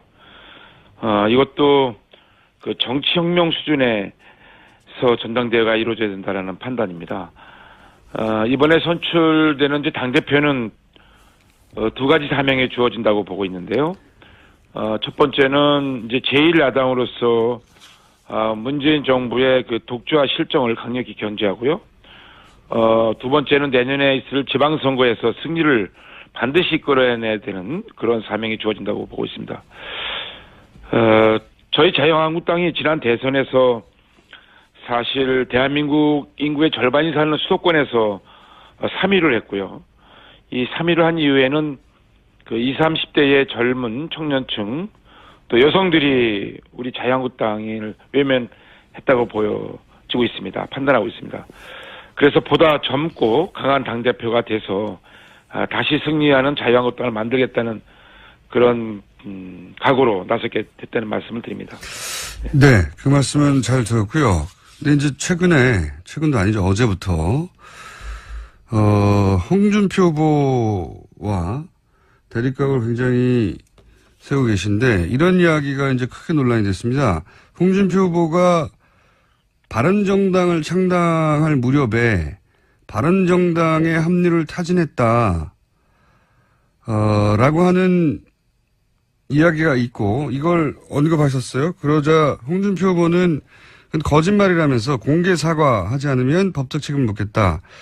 이렇게 이제 두 분이 전면전을 앞두고 있는 것처럼 보이는데 우선 홍준표 후보가 바른정당의 합류를 타진했다는 건 어떤 근거에서 하시는 말씀이십니까? 제가 이 문제를 어저께 제기한 것은요. 작년에 대통령 선거를 앞두고요. 네. 우리 새누리당을 탈당해서 바른정당을 가려고 했던 당시의 의원들에게 예. 제가 굉장히 만류를 했습니다. 네. 당시 김무성 당대표나 유승민 원내대표에게 찾아뵙기도 하고 전화도 드려서 새누리당의 균열은 보수의 균열이고 이 대통령 선거를 앞두고 당이 쪼개진다는 건 말이 안 되지 않느냐. 제발 우리가 같이 힘을 모아서 새롭게 출발하자고 설득도 하고 호소도 했습니다. 그때 제가 이제 당에서 비상 중진 6인 협의체라는 걸 구성해서 그 6인 중진 모임들이 의원총회에서 의원들께서 추인해